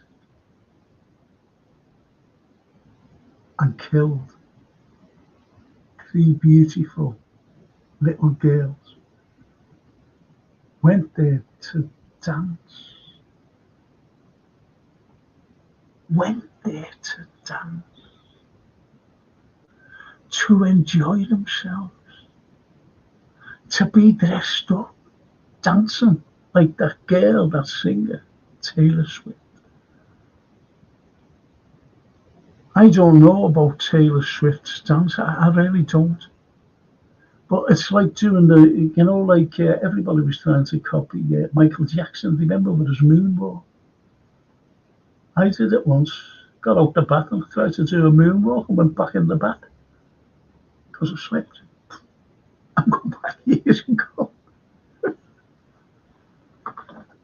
Look at that revolve. You see?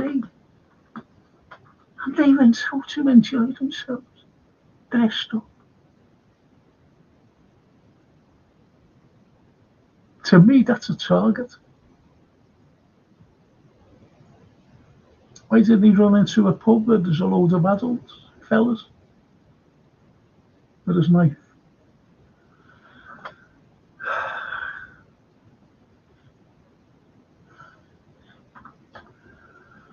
It's shocking. Just shocking. Anyway, boys and girls, and I'm going to leave it now. I'm going to leave it now. Hope you've enjoyed it. I've got a good films about tomorrow to talk about, which is good. And I hope you're watching. And I think I've got Derek Sheldon with me. Be sure. So 10 o'clock in the morning, I'll have to tell Jason. I'll have to tell Jason it's starting at 10 in the morning. Paul Turner. Doesn't it not seem strange that a Taylor Swift dance class and concerts were cancelled in Vienna at the same time, featuring Taylor Swift? Here you go.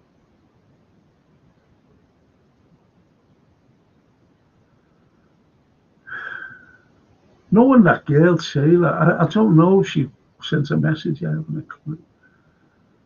But I think she'd be devastated. Not at the Vienna thing getting cancelled, but at the, these kids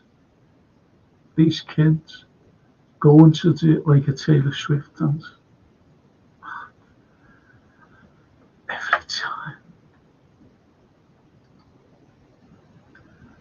Enjoyed it, Frank. It was quite fascinating to hear the stories of the men.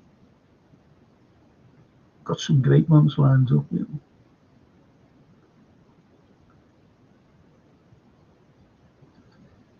And that's why Rose Island was losing so many cases. Honestly, wanted it to. This is no good for you. This is a man's job. Rose Island. Jay says mental health is an awful excuse to use by the police and government and doctors. That's not mental health. It's pre-planned from the minute left the door, carrying whatever. Absolutely. And Paul says she was devastated. She made a statement. Frank, oh, was she? I don't know. I don't follow. I do not follow any Western news anymore. Fed up. Fed up with the lies, the propaganda.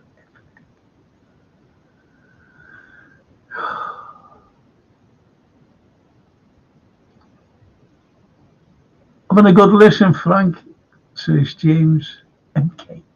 Thank you, James. Finishing now, mate. Ah, he's I was talking to him today, Paul.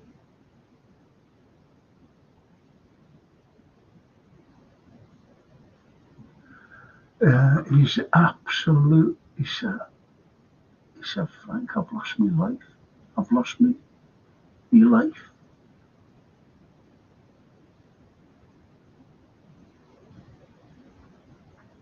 Lost the love of his life. And I said, you've got to stay strong. He was little Austin's 7th birthday a couple of weeks ago. And she was bringing him to France today for his birthday treat.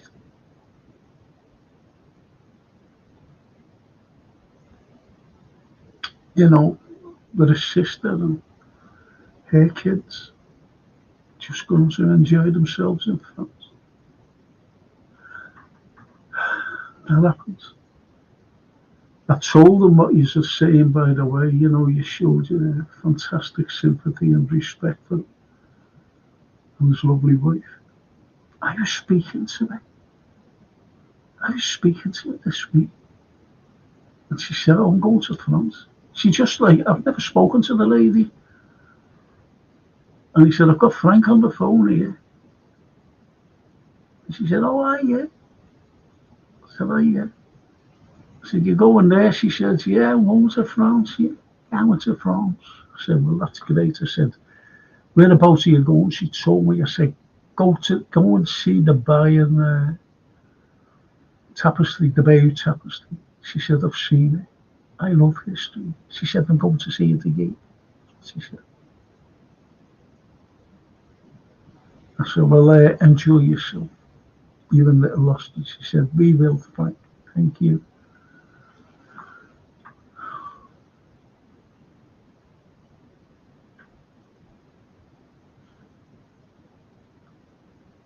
And she died that night. She died in her sleep, by the way. She didn't suffer or anything. That's the only consolation. But I told Darren to be strong for his son. He said his son is devastated. A 7-year-old. 7. He's just lost his mum. Just after his birthday.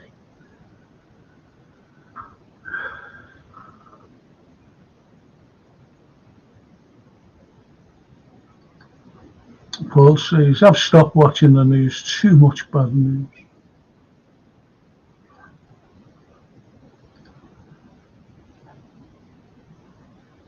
I'm devastated for him. It was sudden. But no, it was she just died in her sleep. She wasn't ill or anything. Look, I was thinking today, when I was driving, when I got home one night, got out my car, shut the door, send the engine off of it, shut the door, locked it, click, locked, walked in the house. I never ever thought that was the last time I'll be driving a car, because a letter was there revoking for me to drive because of me, the way I am. I was thinking about my little mates. You think about this. I was thinking about my little mates. When I used to go on bike rides from the age of 12, 13, 14, 15, 16, you all had smashing bikes. And we used to get the ferry over to the other side and pedal right to the Horseshoe Pass in Wales or Llangollen every Sunday for those years. And I was thinking, and when I came home, I'll put the bike down, put it away against the wall. That would be the last time or the last Sunday that I'd go to on my bike to Llangollen or any other bike rides or the Horseshoe Pass.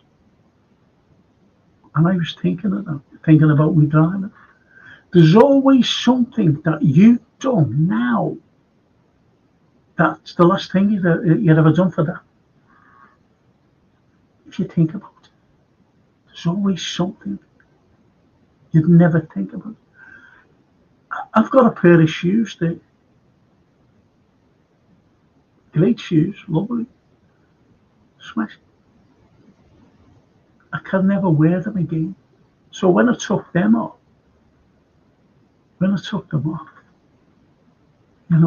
I never thought that that's the last time I wear them shoes. Very expensive shoes too. You see what I mean? There's always something. Always. It's the way it is. I used to love soaking in the bath on a Sunday morning. Every Sunday. One the Sundays, just get out of the bath, dry myself. Never thinking that was the last time I'll take a bath. And I mean, take a bath, shower. That's all I can do. So it's things like that. I've got books galore here, loads of them, millions of them. And I'm looking at them now. And you look and you go, oh, I know that there's books there that I'll never read again. See what I mean? So when I closed it, came to the end, it'll be the last time I read it.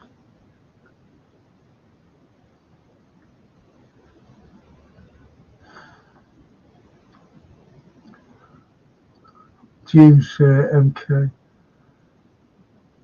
is not a country. NWO is not a country. It's ideology. It's all about control of aspect of our life. WEF. EU. We are dealing with psychopaths. John Lennon talked about it. order out of chaos.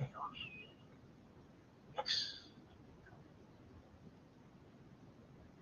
Bang on you, mister.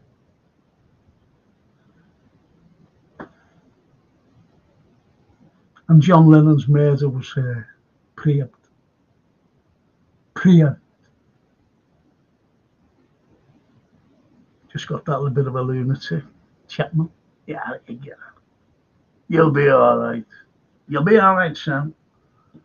You won't be going to me. Bang, bang, bang.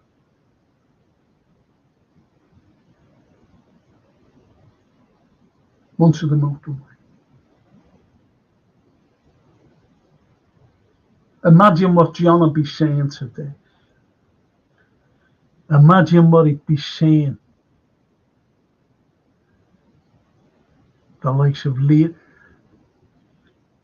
Look, on the football show last night, there was a Vadjan from Serbia. And in 1999, he wasn't mentioning about that. It's just a Liverpool supporter. And in 1999, NATO went and bombed them. Bombed them for nothing. They bombed the Chinese embassy.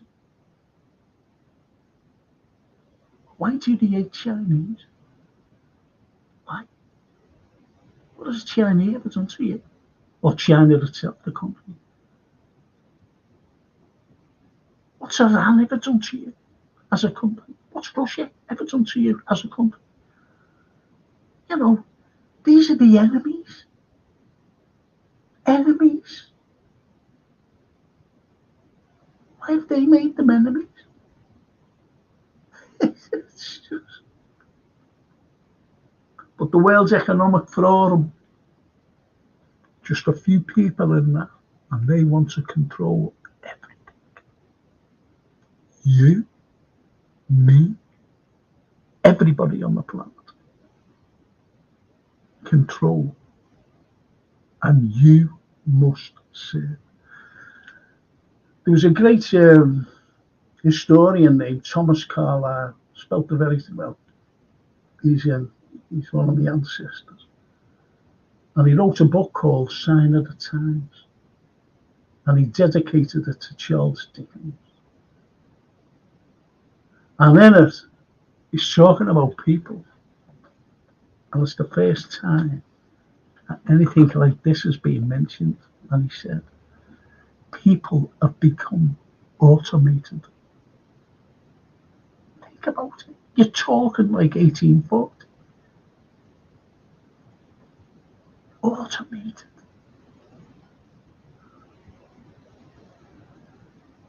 And Charles Dickens wrote a book called Hard Times. And he dedicated that to Thomas Carlyle because they were mates. So you see, there's great philosophers, there's great historians. Do you find great historians today telling the truth? There's a fellow named Scott Ritter, and he was Scott Ritter was a weapons inspector.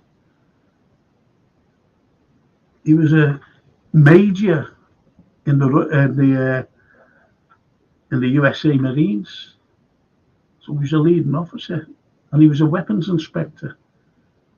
And he used to go all over the place, the nuclear weapon things and everything. And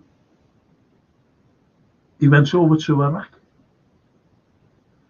with another fellow who led the lead called Hans Blix. Hans Blix. And he went over, found absolutely nothing.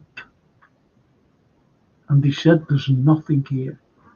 Because, as you know, it's all been, we'd all know it was a big lie. A big lie to go in and take Saddam Hussein out and kill 1 million Iraqis. 1 million Iraqis. They went in to destabilise the Middle East, to get them on the move.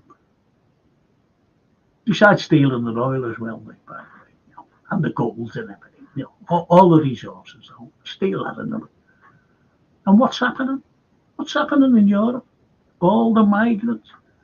Just imagine if the Middle East was a part, say it was next to Canada, came right around, from Canada, right around to New York, and that was the border of the Middle East, the whole. Do you think they would have done it there? So all the Africans and everyone, the Middle Eastern will all be piling through into America.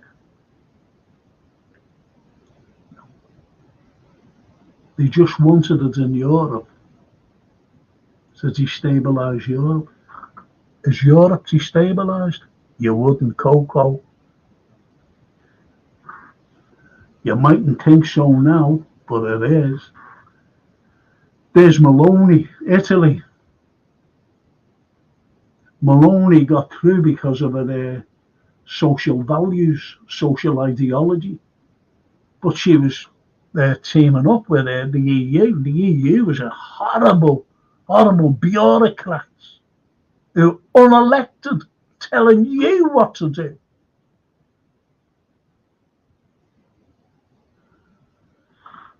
Corrupt.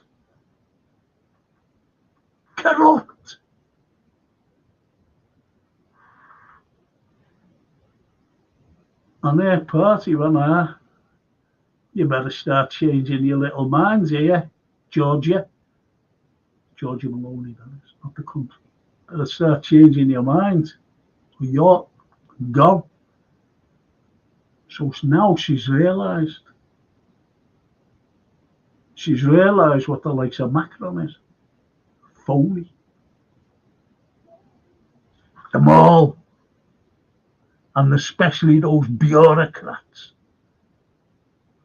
Ursula von der Leyen. All phonies. Every one of them. They should be in there. See here. That's where they should be. On trial for corruption. On trial for escalating wars. That's where they should be. I suppose I'll get banned now. As I said about Scott Ritter, and he was just coming out with the truth about what's going on in the likes of Ukraine and Russia. What's going on? The truth. Why Russia went in. The corruption about Zelensky. And it has, we all know that it's the most corrupt country in Europe, or it was. It's the most corrupt country in the world. They made billions, and I'm talking about Zelensky and his cohorts, that made billions.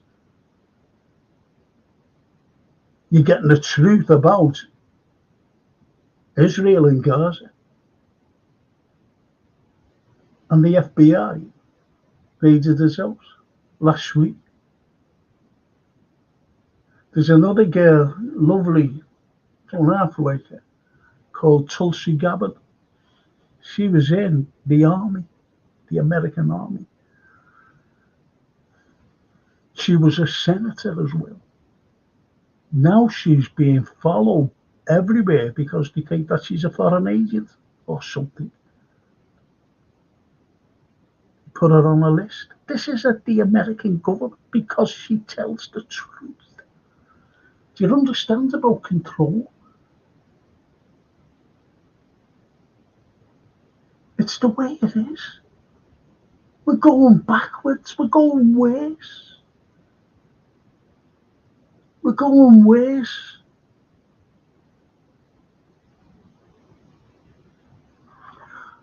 Like, even before all this, I remember I was 18. I don't know what it was. And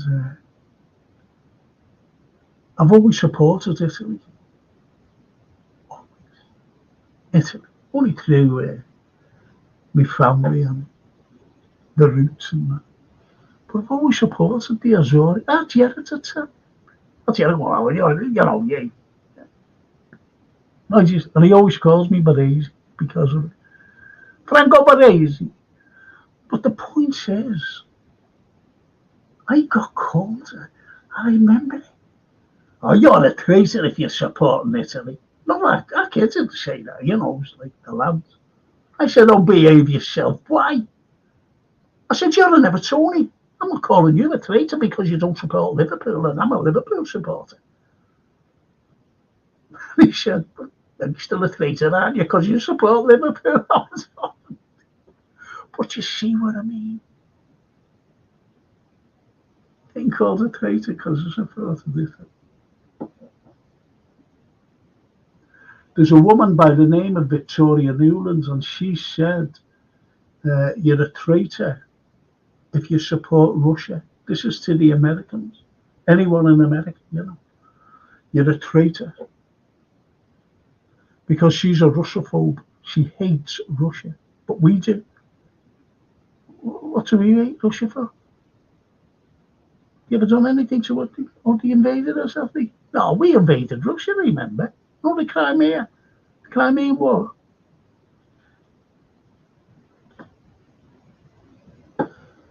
Alfred Lord Tennyson. You would never have heard about that charge of the Light Brigade. Never. Only Alfred Lord Tennyson was reading something that became the Times in this newspaper. And he went, look on. And he wrote the poem, The Charge of the Light Brigade.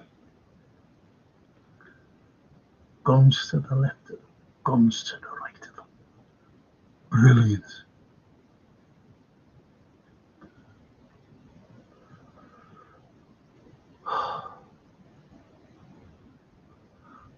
I think anyway, I'll just finish off these.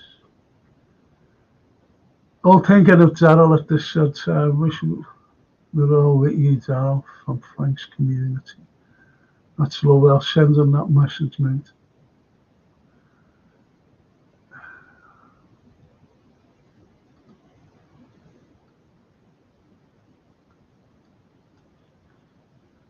It's the way of life these days, Frank, says Arthur Schofield. Too much pressure on all walks of life can create such a terrible situations, unfortunately. Sad. Big Bennis. Big Venus. Big Bennis. Evening, sir. Evening. I think these have gone now. Shahrazad Smith. Good evening, Frank. Hope you're well. When your next show talking about LFC? Tomorrow. Yeah, forgot. Tomorrow, Shahrazad, after the game, it's on at 5 o'clock tomorrow evening. While everybody, will be, I hope, celebratory anyway. So that's tomorrow, 5 o'clock, after the game. I know a lot of people in the last 2 years to die in their sleep. It's off the chart. Very sad, says James J.K. Okay. I'm sorry to go off on a tangent there, by the way. I should have been doing this. What a name that is, Shahzad. It's a lovely name, that.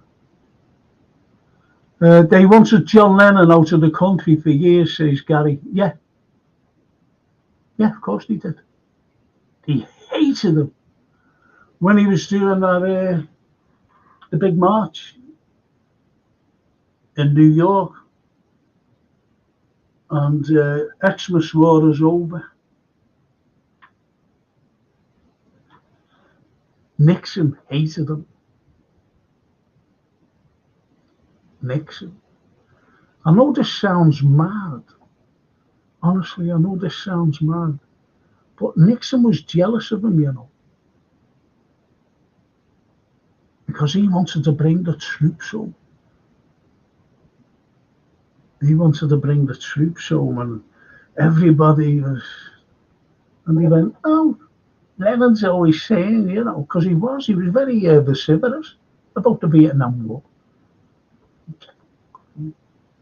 What are you lads doing there? Americans, they don't even know where it is. Even today, they're going to places and they haven't a clue where it is. Even ordinary Americans. I was watching a program the other week, and he was showing a map, and he was, big map of the Middle East, and he was saying, "Where's Ukraine?" I had a clue. One person actually pointed in the Atlantic, and then they showed a map. Now this fella, I think he was in Boston,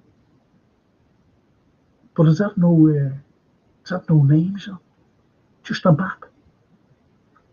Like with the states, and no cities, but no names of the states. Like for example, you've got Florida, haven't you, on the west coast? I'm further up the eastern sea on the east coast. I'm sorry. I'm further up the eastern seaboard. You've got New York. Then on the opposite, on the west coast, you've got California. And further up there, most north, is Seattle. Right. So, but they weren't on it. Nothing was on it. And this fella lived in there. Yeah, it was Boston. Boston. And he went, what's this? And he was looking. Young fella, 20s. And he was looking. He said, well, this is a map of America. He said, oh. He said, where's Boston? Where are you from? Is Boston? Where's Boston there? Never had a clue. I know where it is. Show me an airplane. But mind you, I was good from the age of 10, 11, I was brilliant at doing maps of the world. It's through that. But I know where it is. That lad didn't. But there was loads of questions like that to the ordinary Americans. Never had a fucking clue.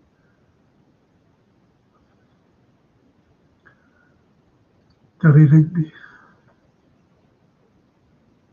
India has now overtaken China as the world's biggest population. There you go. There you go. James, J-Mac. These people are into eugenics.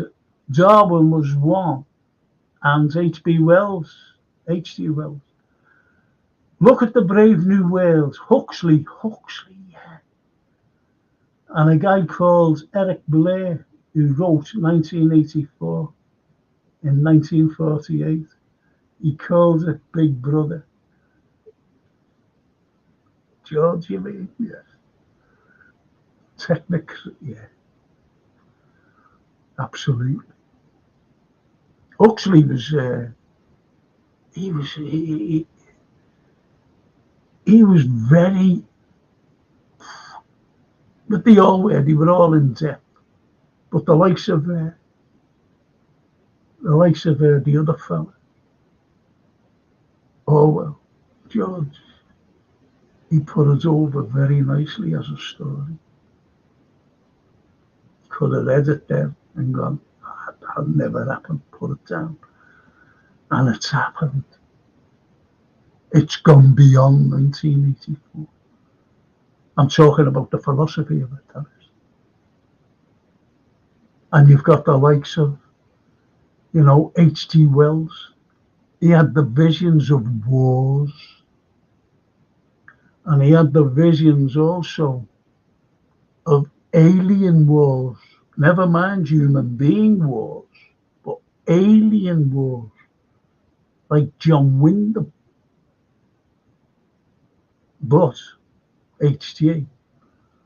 War of the Worlds. Think about it, people. That's brilliant. That's great, that, James. These people are, oh, sorry, James Zelensky, a puppet, your biggest puppet. Our government's puppets. Our government's a puppet. Ah, that lovely. Newlands is a warmonger. Absolutely. So is Hillary.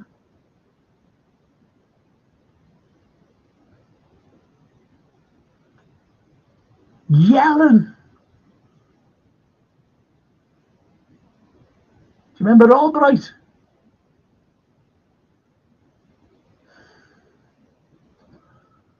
All right, Frank, Eve, Eve, I'm not on Facey anymore. I can't message you, sweetheart. I can't message you. How's your hubby? How's your, you came out of Aussie. You're like, I hope you're 100% now. Getting better.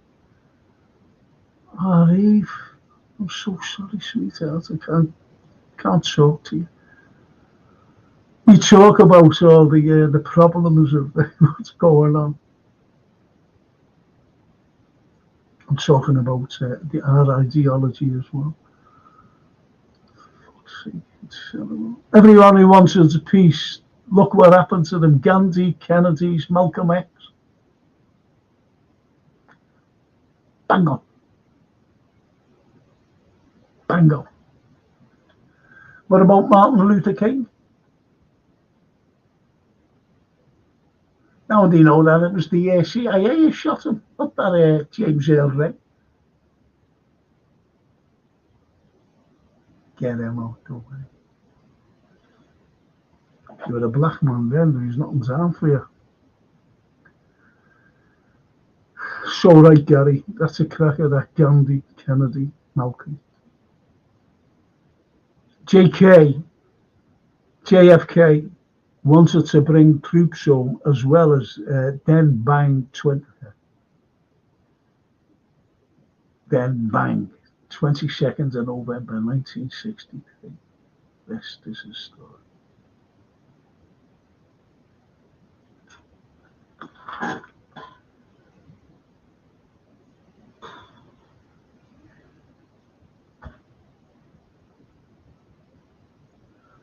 I've always been a pacifist.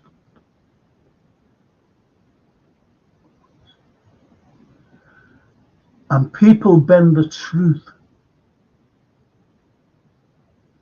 to make it happen. Gaddafi. Look at Gaddafi. He was unbelievable to his people.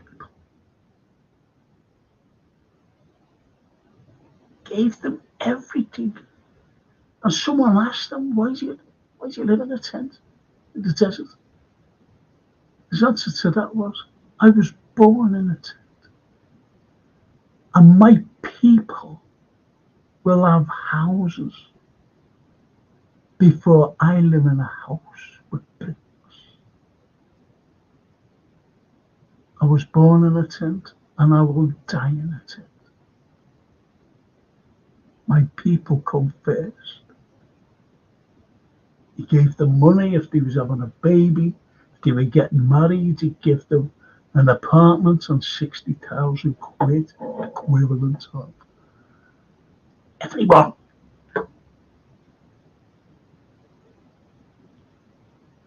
He wanted them out the way to destabilise. There is today Libya. Shocking.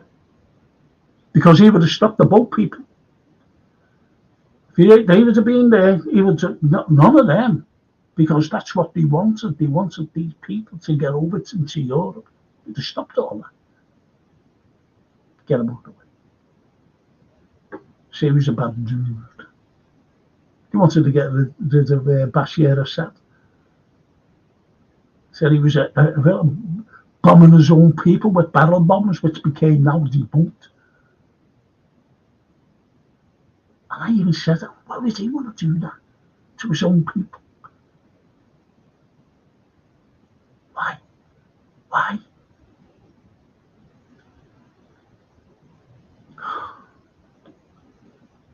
It's so sad. And he said he was murdering Christians and that. He was married to a Christian, a girl, an English girl, Christian, and she kept the faith. And he has a big, it's like Sudan, like a city. And if you didn't feel safe anywhere, like in Iraq or in Syria, which you did, you could walk around with a big cross on you in the middle of Damascus and feel safe. But he had a city full of Christians. And the first Christians, I forget the name of them, it's gone from my mind. The first Christians were living there. And then they had to go in. Everyone was getting older then, killing them.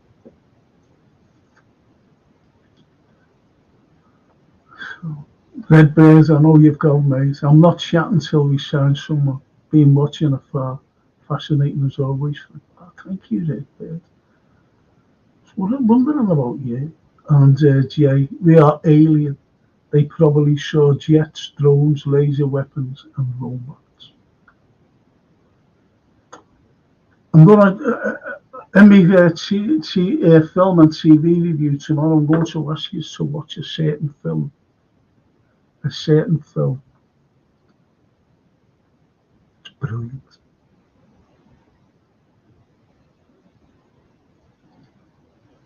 And just have a look at that.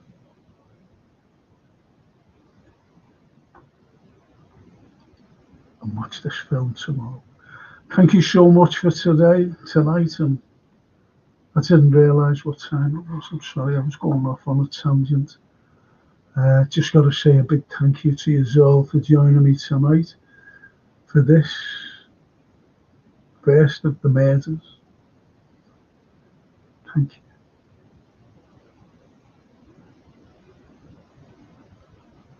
Oh, that's nice. Paul Turner. Thanks for the extra show, Frank. It was really fascinating tonight. Thank you. Thank you. Oh. Love the film show on a Saturday, says Gary. It starts 10 o'clock tomorrow, Gary, just in case. But I'm going to tell you to watch a film. And what Jay said, we are alien. They probably saw jets, drones, laser weapons, and robots. Just bear that in mind, a little thing, because the film I'm going to suggest tomorrow, it's a bit long, but it's brilliant.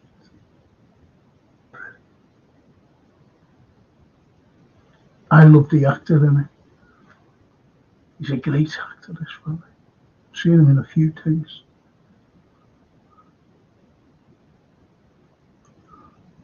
Paul Turner, take care, and I will see you tomorrow. Thank you, Paul. See you tomorrow. James MK, yes, Gaddafi was also holding off what we see today, this invasion of illegals.